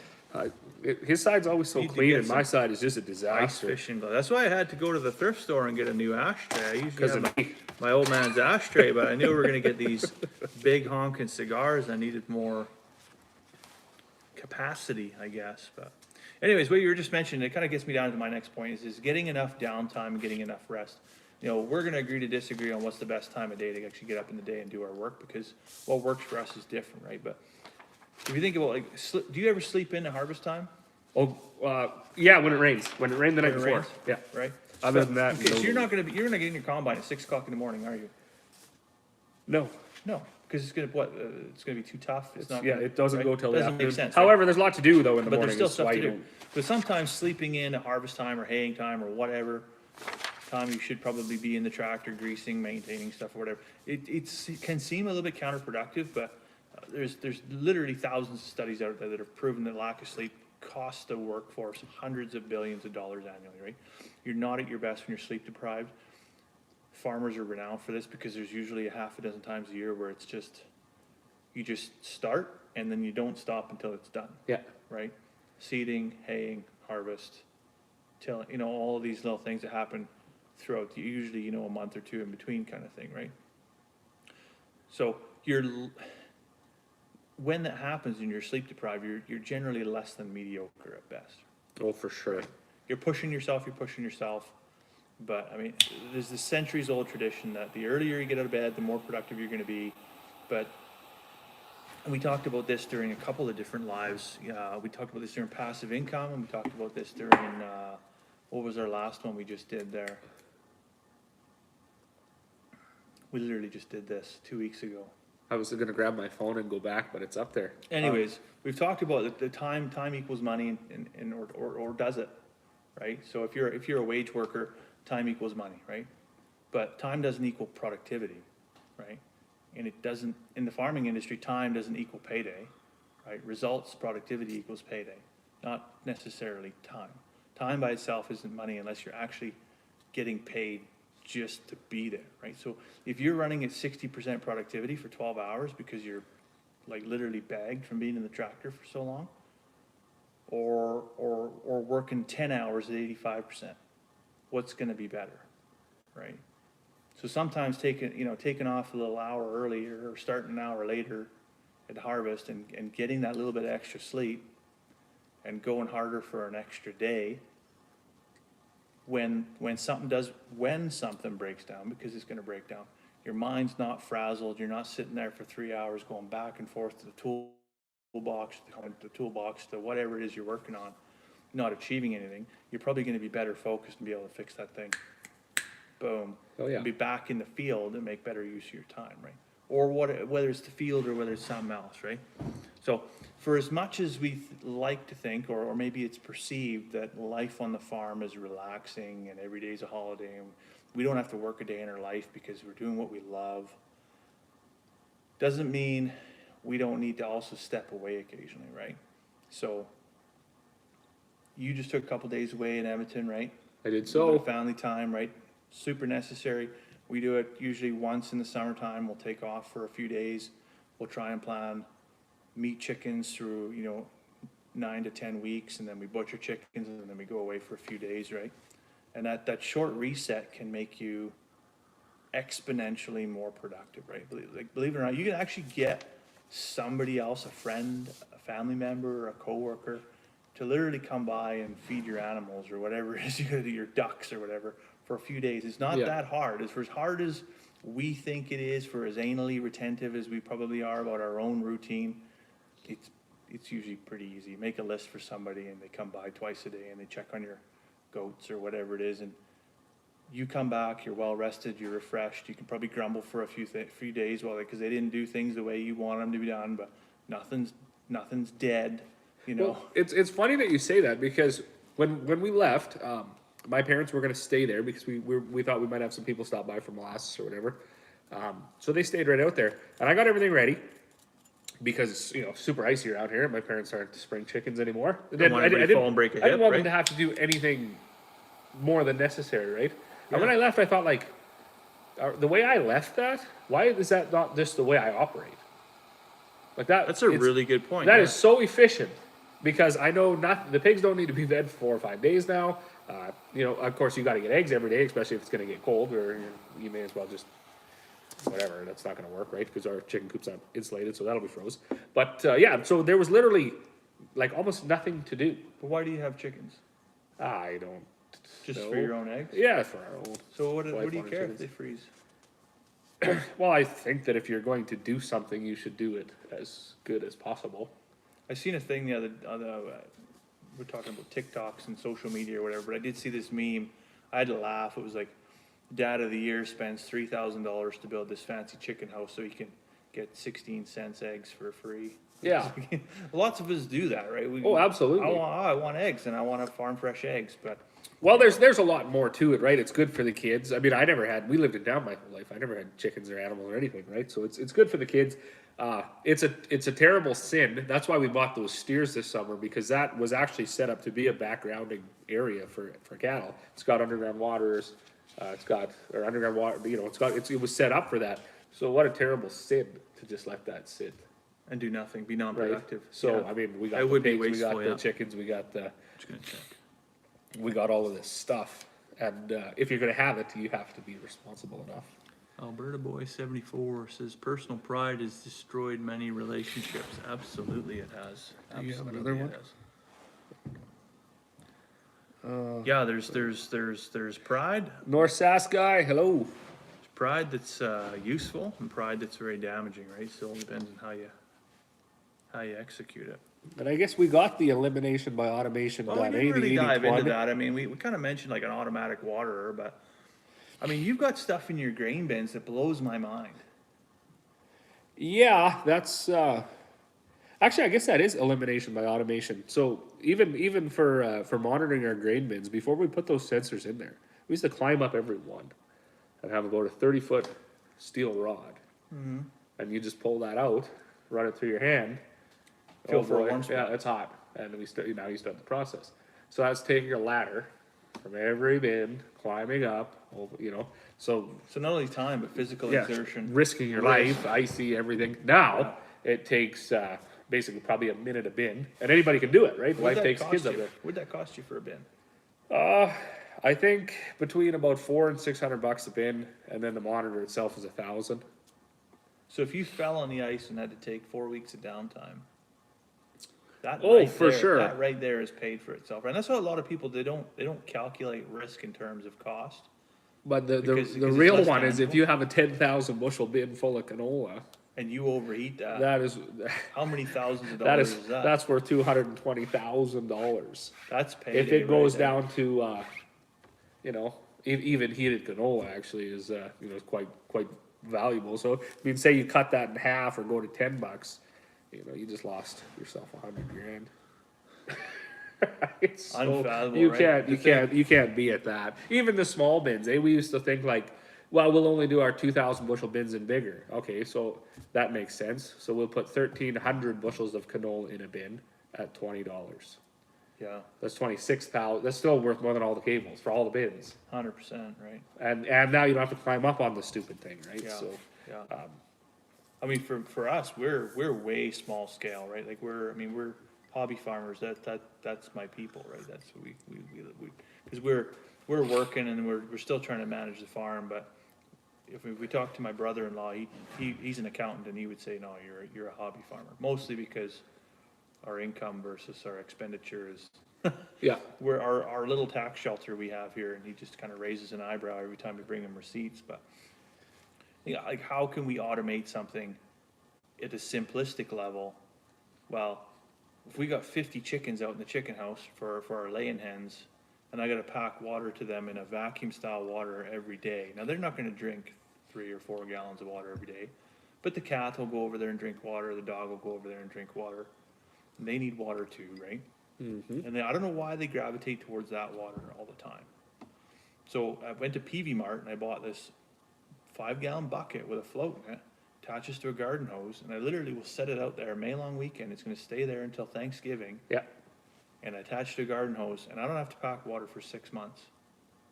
And you think about 6 months, how many, like that's what is 185 days, 5 minutes times 100, well, probably more than 5 minutes by the time you Fill the go bucket, fill the bucket, spill the go both bucket ways and- every yeah, third day. all that, right?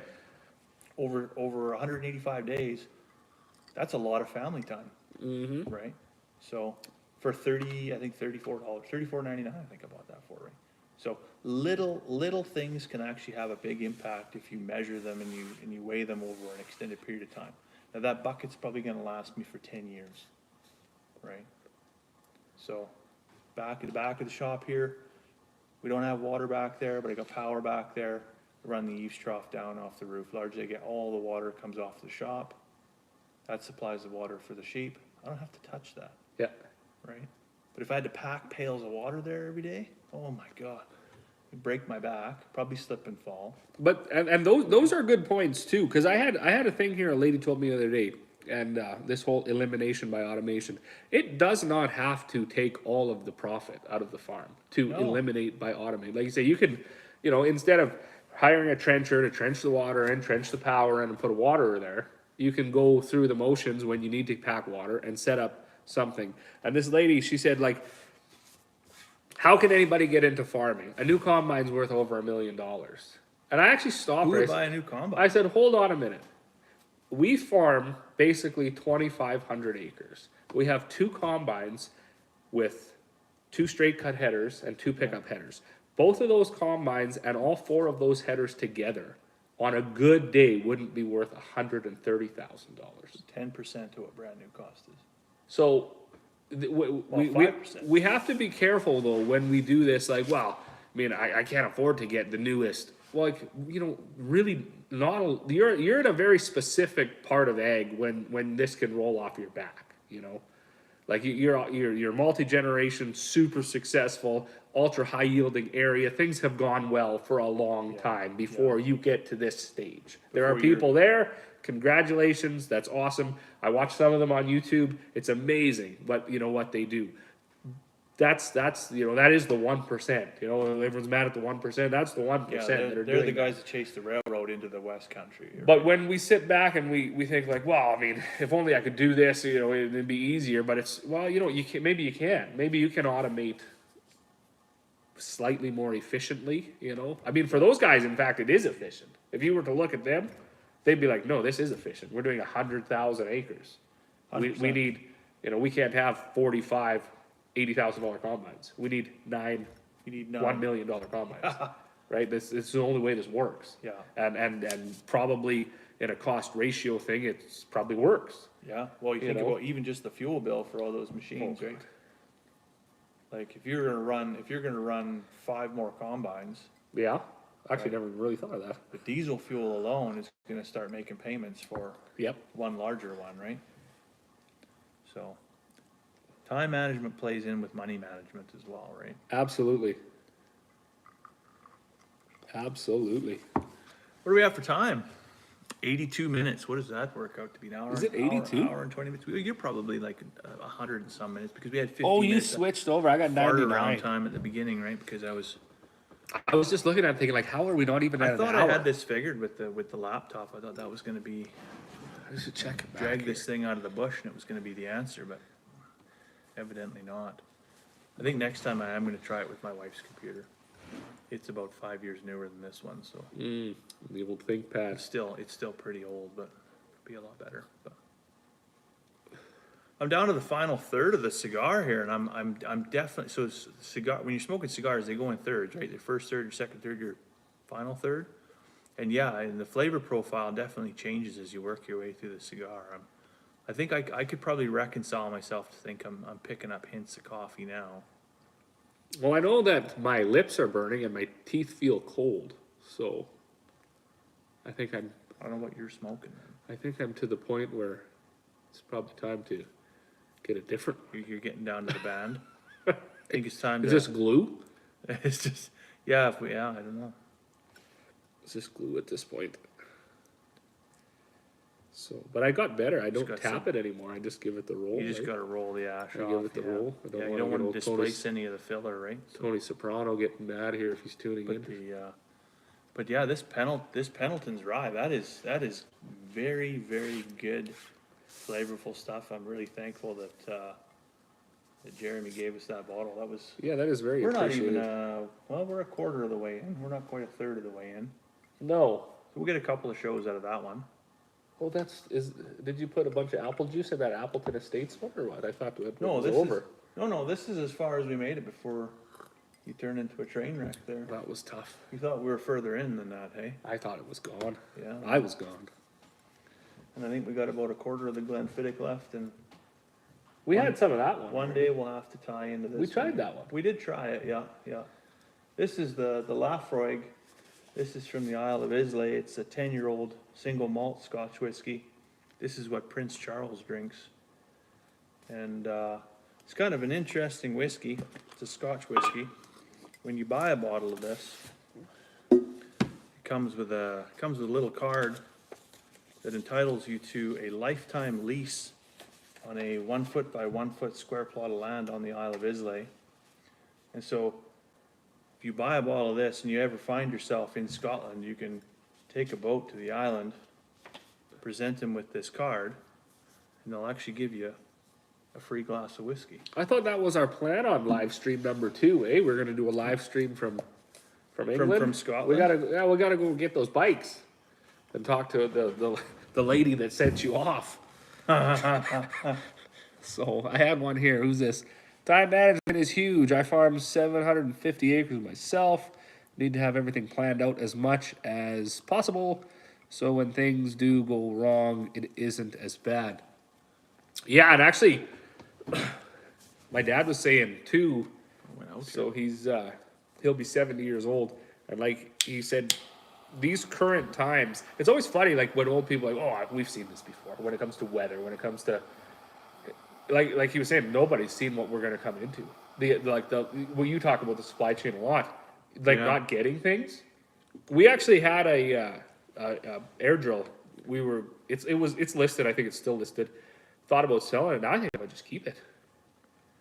I think there's people that are alive today, still alive today, that have probably seen the things that we're experiencing in this current era, this current age. But what's unique about where we are is we've never, or definitely the people that are alive today, have never seen them happen as condensed a time frame as what we're seeing it. Well, he did say that too. Right? So yeah, they've seen through, horrific weather, cyclical patterns. Yeah, they've seen supply chain shortages. Yeah, they've seen warfare. They've seen political unrest. They've seen all these things, but this has now become a constant in our society. Yeah. Right. This is, we talk about The new norm. The new normal, yeah. The new normal is messed up. And I for as much as I talk about preparation, I don't know what the end game is. I don't know what next year is going to look like. All I know is plant your potatoes, get your garlic in the ground,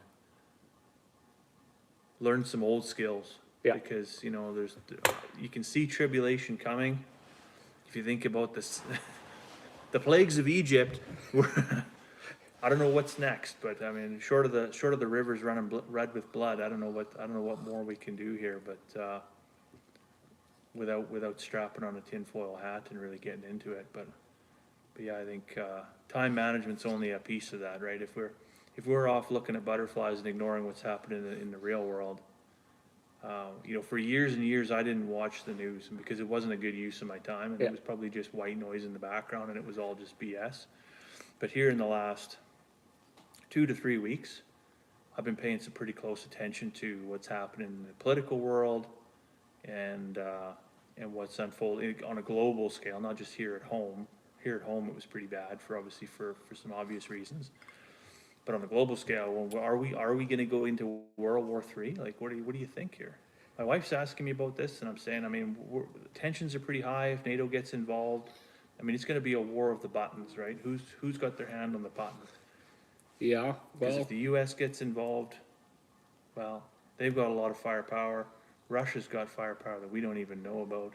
Some of those Eastern European countries, they've got some stuff that's left over from the Cold War. And just not very far from them, there's some folks that are very, very volatile in the Middle East. If they get involved, it could be quite the mess, right? I seen the other day that you had told me this a while ago when I asked you what you thought was going to be the next 6 months plan, and yeah, it looks like China and Taiwan are going to get involved. China's going to take Taiwan. That's going to be China's gonna expand its territory, Russia's gonna expand its Well, territory. they were taking plans. I seen The US, for as much as I say, well, you know, are they gonna get involved? The US right now has never been more impotent in their country's history. Not since the War of 1812, when we burned the White House down, right? So, yeah, you yeah, know, they are not in a good global position right now because they're literally, I mean, and a lot of the Western world is like this, they're literally bankrupt, yeah, right? We owe, I mean, Canada owes, you know, $2.2 trillion of government debt. We think about where our economy goes if the stock market crashes. When the stock market crashed in 2008 was the last big one I can remember.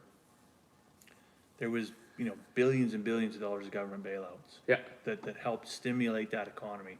We've just gone through 2.5 years of the COVID-19 pandemic, which has basically depleted all of the bins. Like there's no grain left in the bins. There's no reserve, right? We're running on less than the reserve tank. You know, we're just literally running on rainbows right now. So if the stock market tanks right now as a result of some type of global conflict, there's no bailout package coming. yeah. That's So plant your potatoes because if I'm wrong, I'm wrong and I'll be happy to be wrong. But if I'm right, hold on. yeah, You know, make sure your freezer's full. And I mean, they say tomorrow morning, expect to get the price of gas to go through the roof. There's people yesterday at Costco, 10, 15 cars deep lining up to try and get fuel. yeah. You know, if we go to war, expect a fuel shortage. Actually, Chad had mentioned that on a video I did yesterday, that he was going to fill up his farm tank, and I mean we are the fuel truck comes to our place all the time. Because I got the tractors running all year long, but yeah, I mean you and he actually just made a comment there. This thing is getting me.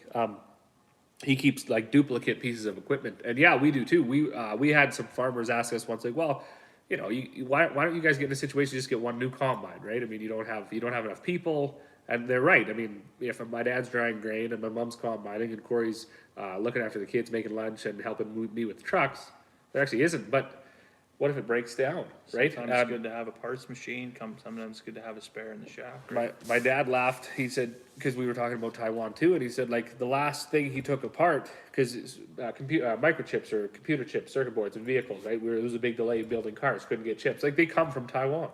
There's literally in the U.S. right now, there is fields full of brand new pickup trucks, ATVs, boats, all this stuff sitting there. Yeah. Hundreds of thousands of them waiting for microchips. Can't get them in. Yeah, it's gonna be. See, that's the thing when you get like in the ag business here. No matter what you're doing, if you're homesteading, if you're farming, if you're whatever, it's all time. Like you can't plant your potatoes today, No, right? So I gotta wait till May long weekend. right. If you can't get them, if you can't get the if you can't get the tools, regardless of what you need from say a garden hoe to a seed drill, Yeah. you don't get another shot. Like this year is missed, and now what do? Like you say we just out of a drought. I had a guy at the farm today, and he looked around. He said, "Why do you guys have so much grain?" And I said, "Well, you know, we actually made this conscious decision at the start of the fall here that we weren't going to market our barley Yeah. any other way." This kind of a socialist view, taboo, but I think the provincial and the federal government actually should have done more to ensure the Canadian product stayed in Canada. 100%. We exported record numbers or records amounts of grain right off the combine, and it left the country. Zero foresight there. Now you're looking on those Facebook pages. We need people. They're exhausted. They're and there isn't any. I seen hay sell at an auction for $322 a ton. Yeah. Like $260 a bale. Yeah. And because there virtually is none. The grain is, there's a few guys with some grain bins full, but So what does that mean for this year? When you come into April, May, or whatever, when you're seeding, what does that mean to the farmer that's got to put seed in the ground? Is there seed available? I think the canola seed was available up here in the Peace specifically. I think there will be seed available. It's very expensive, like tremendous. When the grain all jumped for the the commercial version of the grain, the seed is double that yet usually. It's half again as much. Yeah, yeah. So when you see malt barley trading for $11 a bushel, your seed is going to be like 20, 25, yeah. Fortunately for us, we grow varieties you can keep, except for the canola you can't keep. So we have our own peas, we have our own wheat, we have our own barley and our own oats. So we'll have lots. Fertilizer is a big one. So if I do the math on that, just off the top of my head, what I'm seeing from that is that by September of 2022, you can expect a $10 loaf of bread. Yeah, well, I did a whole video on what did I call it? Beer, bread, and the cost of food, or whatever. Yeah. There's very little wheat in a loaf of bread. No, there's not. Yeah, Right? Like I used wheat or used bread as that, and I can't remember what it was, but for instance, I remember the pea one. So the most we ever got for peas was like $14 a bushel. When you buy peas at Bulk Barn, it's like I thought it was maybe $4 a pound or something, which is like $260 crazy markup, a right? bushel. Yeah. Right. So we grow them, we combine them, we load them in a container, we send them to China. They wash them, sprinkle some salt on them, boil them or bake them in a huge oven, put them in a cardboard barrel, and ship them back to Bulk Barn and sell them back to us for $289 a bushel. You can't even be mad at the Chinese for that. Absolutely not. If you're Good a capitalist and a free market guy, you got to just look at this whole situation and be. Actually, I tried to get a cookie sheet and bake them myself because they're snack food, right? Human consumption, and it worked out very well. Yeah. Kudos to them. A big thumbs down to the Canadian government, to basically the Canadian capitalist at large for not doing this locally, or at least in our own country domestically. But people aren't requiring it or whatever. They're not asking for it. You don't have to be a nationalist to do the math on that. No, right? no. Yeah. But yeah, it shouldn't. I read an article too, and they're like, "Oh, the groceries are going to go up because the cost of the grain is going up." And was it the first or second live stream we were talking about cattle. Yeah. The cattle producer is not Consumer impact on livestock, the economy, and the environment. That was another one we did. Yeah. The cattle producer is not seeing $20 a pound. No. He's still getting $2.50. Yeah. So when these prices skyrocket the way they do, it's just greed. That's all it is. It's just greed. Yeah. Because they're already making so much money at $2.50 a pound that they can they can absorb this, and they don't. So, okay, well, let's have this conversation. We see where the market's going. We see where cash is going. We go into a global conflict. Stock market's sitting there, basically boiling under the surface. This always happens. We have more people now than ready to plummet. Yeah, it sucks. They'll have to tune in tomorrow morning and catch the whole thing because they missed probably quite a bit of it. But so the market crashes. So there's a lot of fear right now as to whether or not people should pull out of the stock market. If people do en masse pull out of the stock market, that inevitably will probably cause it to fail. But then they turn that into cash, and the cash goes in the bank. If the economy fails behind it and the government has no reserves to back that money, what are we doing right now? If we look at the Canadian government, well, even the U.S. government, there's been more money printed in the last year than has ever been printed collectively in the history of both of those nations. Yeah. So the face value of that money is basically less than the paper it's printed on, right? So if you bring out your stock out of the market and you convert it into cash, you just have a large pile of paper in your briefcase. Yeah. You better think about turning that thing into something that's either going to hold its value or is you can liquefy it, liquidate it and turn it into something that you can utilize, right? So I said this on our community page the other day, like if you're going to cash out, you better put that money right back into something, and land would probably be the best option because you can't print more land. No. Right? And yeah, the price of land is probably at an all-time high, but it ain't cheap. I in my lifetime, I don't know if I've ever seen the price of land. I've seen the housing market decline. Yeah. I've never really seen the price of land go down. It's funny. So my dad, he told me this, and I forget what year it was, back in the 80s. Some farmers lost their land, and what happened was they were all leveraged, like we are now, and when they assessed the land value, they assessed it at less than they owed, and they just took it, Yeah. right? And I had a guy. We were talking about remortgaging things before. Interest rates are going up March, right? That the Right Bank away. of Canada said that's going to happen. Yeah, no So secret he was there. saying he was trying to get his papers in, so he was going to try to get a couple quarters of land, I think, or properties he had anyways. Try to get them locked in at these, say, a 5-year mortgage rate cheaper. And he actually, it was shocking what he said. He said they've actually assessed the land at less than I paid for it. And I just thought, like, whoa, red flag. Like the old boy said, this happened in the 80s. Yeah. When people lost their farms, Farm Credit took them back. The banks are doing that specific, yeah, there's targeted reasoning behind that. Not because the land is valued at less, but the bank knows if you default on those payments, they're gonna have to incur cost, obviously, sit on it for an extended period of time, and they're gonna have nothing to back that land, other than sitting on the land itself, right? So they don't wanna be equity holders, they want to be able to have money, utilize that money, make money off that money. The land itself is of very little value to the bank.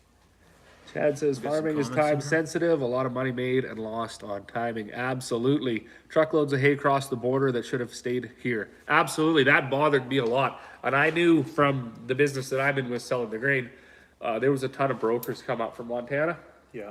come up from Nebraska, they bought it all. Everything they could sell. I was talking to a guy from Port St. John. They wouldn't even sell to their neighbors.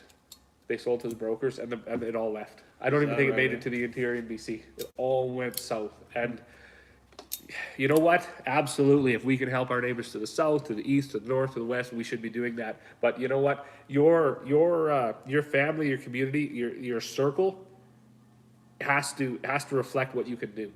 100%. If you cannot help a circle this big, you shouldn't expand it to this. No, because that's not going to help anybody, right? Everyone's going to It's end up with almost less. part of living within your means. Sarah Feds here said, my husband and I work together. I'm not sure if that's Kevin's wife. My husband and I work together and play to our strengths. So I think that's probably in relation to the time management conversation we're having. And that's super important, right? Like, not all the time can you go out there and tag team everything, right? Like, you probably see this, Corey's good at some stuff and you're good at other stuff, right? It's the same for Carmen and myself, and it's not about having pink jobs and blue jobs, but, you know, she has a certain skill set, I have a certain skill set, and sometimes that's what you have to do, right? Is you can do what you're good at, and I'll do what I'm good at, and then there's things that collectively that we need each other to work on, and we tag team that stuff, but not everything's a team sport, right? No. Right, but And collectively it serves the team, right? Landlust Acres here says, That's Kevin, isn't it? Landless I believe Acres? it is Kevin. It is. I just subscribed to him on YouTube actually yesterday. He did a video on deworming sheep. I thought that was very well put That's together. the one. Yeah, I watched that Yeah. one yesterday too. Yeah, yeah. So if you haven't watched that, this is a little plug for Kevin here. If you haven't watched that, Landless Acres, go subscribe to that on YouTube. Got a handful of videos out. Oh, he says that's him. Yeah, it is. Well, I was looking at a bag because we reuse bags, and you are allowed to. I don't know. I've been reading through the Facebook pages, and people are like, oh, certain places won't let you take bags back. They're not allowed to. No, you were allowed to. We were inspected by the CFI. That's the Canadian highest Food authority in the Inspection land. Agency. That's not Alberta. Yeah. That's Canada. Yeah. You have to have a procedure, and I don't discredit the people that don't want to take bags back. It's hard. It's a lot of work. The reason why we can do it is because we are a very small cottage industry. We're family run. We don't have employees. I can go through the bags. If they're not up to standard, I can dispose of them. A lot tighter control Right? on the system. I make everything myself. I know exactly what goes into it, so I can do it. It's frustrating at times, but it Yeah, can be you're done. not like a feed. So, anyways, yeah, monster. I seen a landless bag, and I was like, "Where did this come from?" Yeah. And then I watched Kevin's. I was like, "Oh, that's Kevin's bag." There you go. But Yeah. he said the land was 30 grand. Where'd he come from? I think he come from out east. Land was 30 grand. Yeah, For how much? he said an acre. Well, I believe that because I grew up in the UK, and I remember when I went over there in 2017. I was talking to John about this place. We just bought this place, and I mean it's no secret. We spent, I think it was 290 grand for the quarter section here, and told them like, well, what does that look like? And how many acres is in a quarter section? Because they don't have quarter sections there. Yeah. In England, it's done by hides. Okay. Hides or acres, right? Okay. And a hide is like 5 acres, right? But he said the land there was like $50,000 an acre. You know, and so we think it's hard to get into farming here, Oh, yeah. right? But I mean, we also talk about multi-generational farming here, and like my grandparents came over, well, on my maternal grandfather's side came over from Sweden in the, 1915, somewhere around that, right? So we're looking at 4 generations. That's as deep as that goes. But then I look at the family and I mean, we can go back to like 1085, right? So just shy of 1,000 years of farming Wow. generations in northern England, Wow. right? So when you think about inherited land and all the benefits of that and productivity in the land, and I mean, we can't even compare here. We're still trying to break raw land. Yeah. Whereas there's literally not a square inch of land that hasn't been exploited in some way. In fact, there's initiatives there now to actually they call it rewilding. Okay. So they're taking actual developed farmland and then converting it back to forested land because there just isn't any, right? Wow. Well, it's not that there isn't any, but it's uncommon, right? So it's kind of neat to see that, but that's why I mean there's how many millions of people there, and there's like, well, I think there is like 35 or 40 million people in the UK. We have that many people in Canada. Yeah, right? yeah, And that's right. a country that's or United Kingdom is the size of Alberta, right? And they've got that many people in that. Could you imagine if we had 35 million people in Alberta? What that would look like? We'd be tripping on each other. Yeah, yeah. Well, that's the thing. I think my neighbors are too close at like a mile away. I'm pretty happy. Like my neighbor's just across the road, but I mean, I'm not very good at throwing, but I could throw a rock and I wouldn't hit them, Yeah.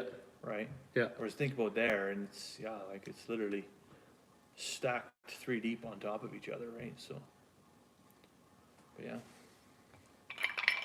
One last swig.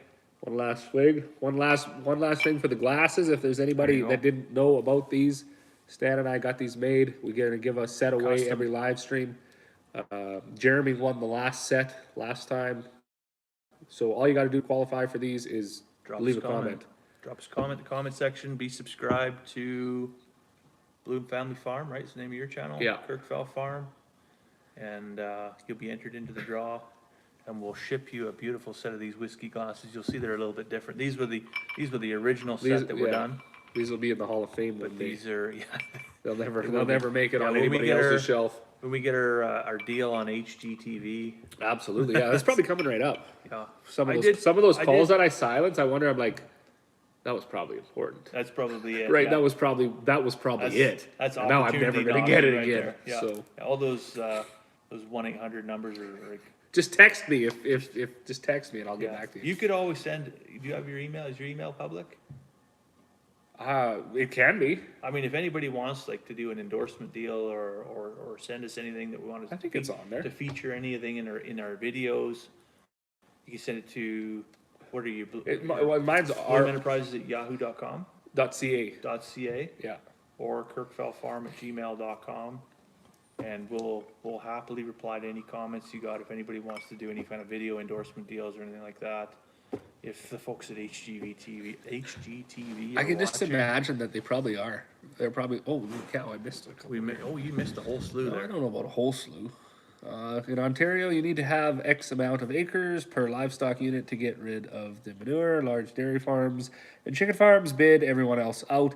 That is something that isn't that Ontario farmer. He would know all about it. Watching from Northern Ontario, welcome. You know, that's one thing I'd like to do a video on. Maybe it's worthwhile doing a live on manure management and soil health. Because to me, so we've talked about this during previous, not live streams, but just videos around the farm about soil health and how there's numerous studies out there saying that North America, that the soil health is depleted so much that we have 60 years of topsoil left until basically we can't even grow crops, right?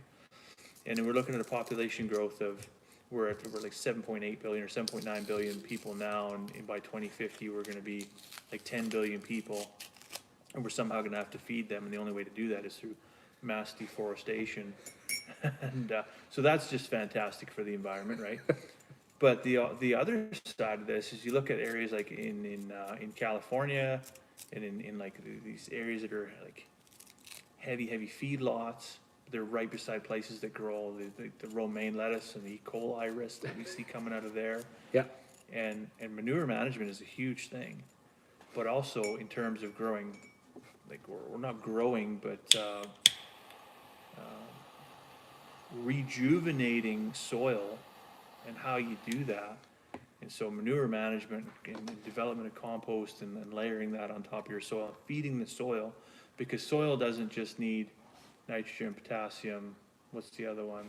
NPK, Nitrogen, potassium, and phosphorus. right? There's more to the equation than that, right? There's a lot of actual microbiology that exists within soil that creates, that generates soil health.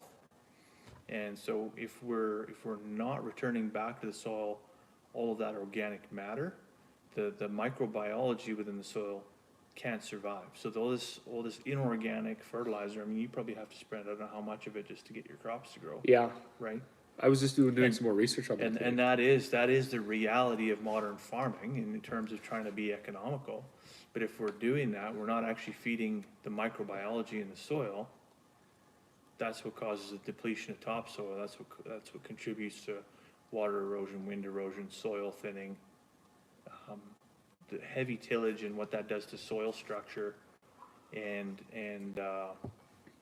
destruction of the mycorrhizal network within the soil. Mycorrhizal network is a function of the fungus that exists. We see a mushroom pop up, and it's yay big. That's what you see pop up out of the soil, but underneath the soil, there's, that single mushroom has like 50,000 miles of network inside the soil that connects it and acts, there's a thing called Metcalfe's law. It talks about. Yeah, I looked that up. The number of nodes within a network it defines the strength of the network. That's how mycorrhizal fungi works, because it links all of your entire field together and can pull nutrients from way on the other side of the field to feed a plant way over here. And does the same with nutrients. And then when it's absorbing sunlight and pulling carbon out of the atmosphere, it's then feeding that back, that whole network, and increasing your soil health. So heavy tillage, inorganic chemicals such as pesticides, herbicides, So you're saying I'm just the evil? non-organic fertilizers. I'm not saying you're evil. I'm just saying that this is the current situation where companies like Monsanto have led us out of the necessity to feed 8 billion people, right, without trying to destroy the Amazon rainforest. This is where we're at. So, What's funny you bring all that up. I was just reading an article today, and I forgot it was Laphroaig or something. It was in like the 1800s. They come up with this thing, and I seen it with the molasses, right? When they talk about animal health, if an animal's deficient in anything, until you get that up, nothing will work. yep. Right? And there's and what they did, so with, because nitrogen, when you're growing crops, you need nitrogen. And they said, well, hold on a minute. That's only going to get you so far. And this was in regards to canola yield. So and it's so cool. We should incorporate this into our next live stream. It's a barrel, and every slat has something on it, like nitrogen, phos, right? And the lowest slat is where the yield pours out. Yeah. So unless you that up, nothing you can do is really going to benefit you that much. So when my wife actually took over planning our fertilizer blends, because my old man was like, oh, we're short of phos. Mm-hmm. Until you get the phos up, nothing's going to work. Mm-hmm. But and we've done some soil samples in the past, and I got to say, undeniably, we've grown better crops by changing that fertilizer blend, which was, something my dad was never interested in. Yeah. More phos. Let's just put more phos down. We're too phos Yeah, deficient. I mean, if you're going to listen Well, to we that- were just more. Maybe we weren't that year phos deficient. Maybe we had built it up over 5 years, and we growing shittier yielding crops and peas and stuff like that. All of a sudden, maybe we weren't, and then we couldn't get these yields. I mean, last year actually, with the drought, was one of the best years we've ever had. And I kind of was thinking more about this when I watched your videos about doing different land prep and stuff like that, and then changing the fertilizer blend. I thought like, wow, maybe that's it, right? Maybe just this whole old school mainstream. Well, just maybe it is time for a bit of a change. Let me ask you this, do you ever have weeds in your field? We are we are known for our weeds, Yeah, right? and that's not So- good. That's not a So, good thing to be it's known not, it for. is not a desirable effect for the farmer that is trying to get yield off the crop. I'm a close student of permaculture, and permaculture it's a design principle. It's about permanent agriculture that exceeds, when I come to the farm, I look at the things that I can affect today, or in this growing cycle, or in my lifetime. But permaculture being a design principle, things like, this is much broader than I can think of in my lifetime, right? But if I look at, okay, well, if I evaluate the weeds that are growing on my property, why is it there? Okay, well, maybe it's there because the wind blew it in, but does it do something? Like, the soil is telling is giving that weed something that A, it needs, and B, that weed can then return to the soil, right? So sometimes we need to listen to what are the weeds that are growing on our land, and say, okay, what is it that weed is giving to us? What is it that the soil is telling me that it needs by allowing that weed to be there? Because if I go walk out 40 acres, out in the bush, look for a weed. Yeah, There's no yeah. weeds. You There's don't no weeds in find nature. them. They don't exist, Some right? grass. There's just things that just exist within the ecosystem, right? But then you'll come to the edge of a field and you'll find a patch of thistle or mayweed. I mean, we got a mayweed issue here, right? You know that as well as anybody. But what is that telling me about it? It's not just telling me that mayweed's an invasive species. Sure, it is, but there's also something else that is lacking in my soil. That plant is contributing to the soil that my soil needs, that is allowing that plant to exist. Right? Dandelions is a really good example of that, right? My soil needs calcium, or otherwise the dandelion wouldn't be there. My soil is too compact, otherwise the dandelion wouldn't be there. Right? That's the whole purpose of the dandelion, is to provide early nutrition for the bees, to reduce soil compaction, and to provide calcium for the soil. I did not know that, and that's interesting because we are not really a zero-till farm. We do quite a bit of tillage. Zero-till farms have a dandelion problem, Yeah, and that's obviously because of compaction. because of soil compaction. I did not know Right. that. So that to many farmers is an undesirable. You don't want soil compaction, right? And yeah, they'll grow like it's big around as a stable in the Yeah, field. yeah. Like they just. So then what's the solution to that? Broadleaf herbicide, right? Yeah, well, and that's why we grab the cultivator as opposed to grab the sprayer. But I Yeah. don't know which one's better, right? Well, I mean, if you grab the sprayer and you kill the dandelion, then you kill the bees, and then what happens to your crop? Well, then you don't get pollination, and then, But people your say you're yields. not supposed to work the ground either, so right? So you gotta find some balance there, right? absolutely. Right. Zero till, maybe that's a bit extreme. Minimal till, perhaps a little bit better, right? Absolutely. But that's also where, there's a large, and we're completely off on a tangent. I apologize to the folks who think we're gonna talk about the time.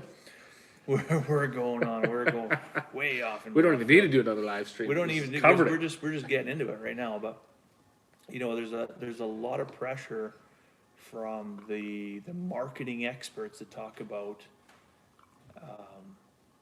plant-based diets. Well, is a plant-based diet sustainable? Well, if I need land that can grow the volume of plant plus protein, because the human body needs protein, we can't live on carrots and turnips and Yeah. romaine lettuce out of California that's, gonna have 3 or 4 times a year have an E. coli scare. We can't just eat that all day long, right? We need protein in our diet.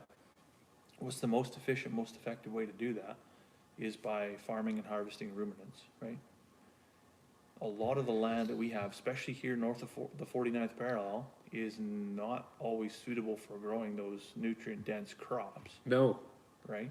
So, And further to that, one thing that I was talking to I don't know, someone who wasn't into eating meat, anyways, and it shocked me when you grow crops up here, things like malt barley, human consumption peas, any food grade crop is definitely lower yielding.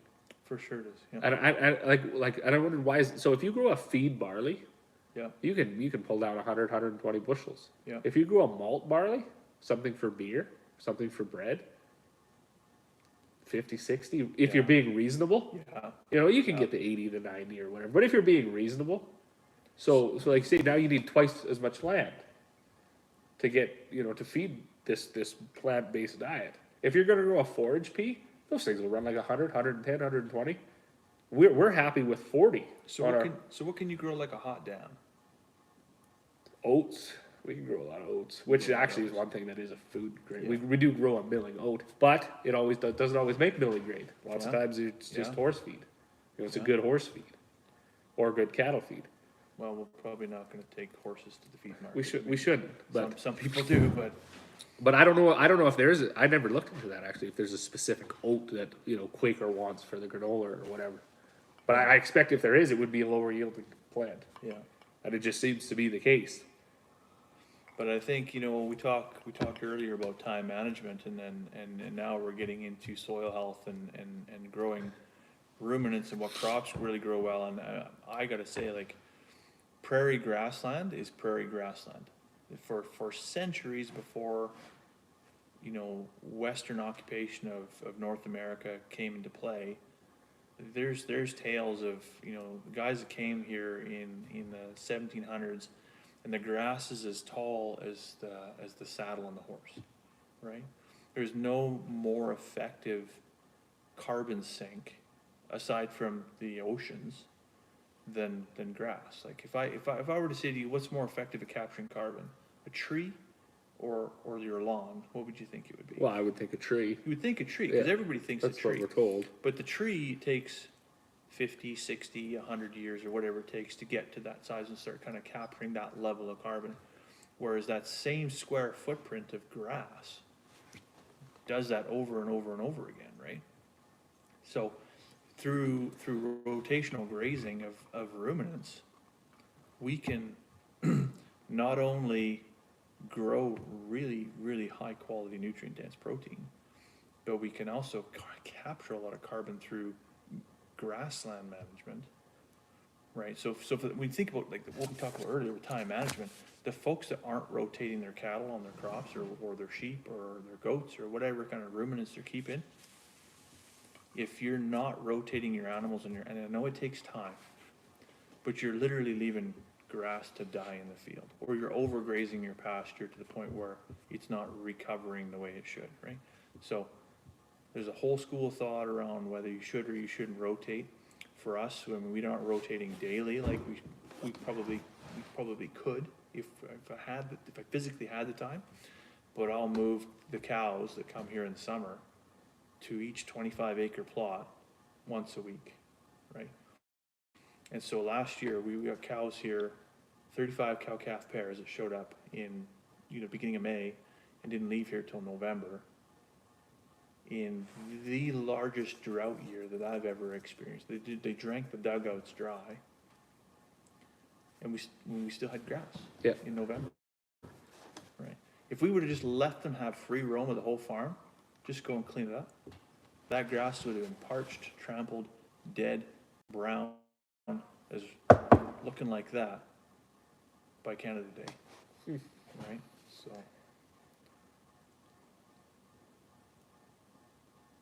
Anyways, that's a long tangent off That time was. management. But I learned quite a bit on that actually. So I don't know if that we I need to didn't do. know. I don't even know if we need to do another live. I would kind of enjoyed that because we went completely off script on that one. I did too. Well, you can That let was- us know if that's something worthwhile to fill another couple hours with.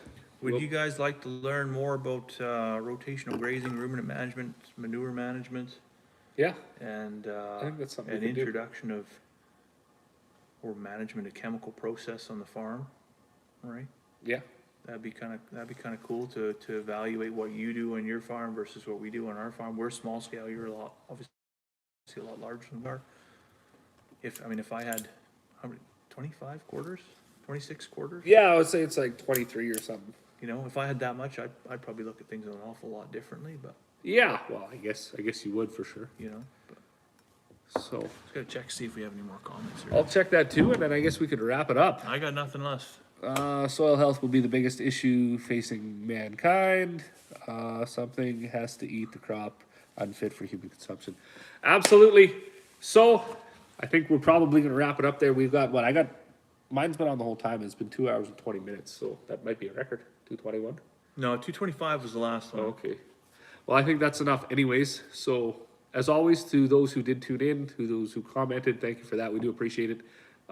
If you have some folks that aren't subscribed to our channels, that don't know about these live streams, let them know, share these videos. We do appreciate that. We appreciate the comments. That's why we got these cups to give away. Hopefully your cigars are sweet and your whiskey's not too sour. Absolutely. All right. Well, we'll see you guys all on the next one. All right, good night.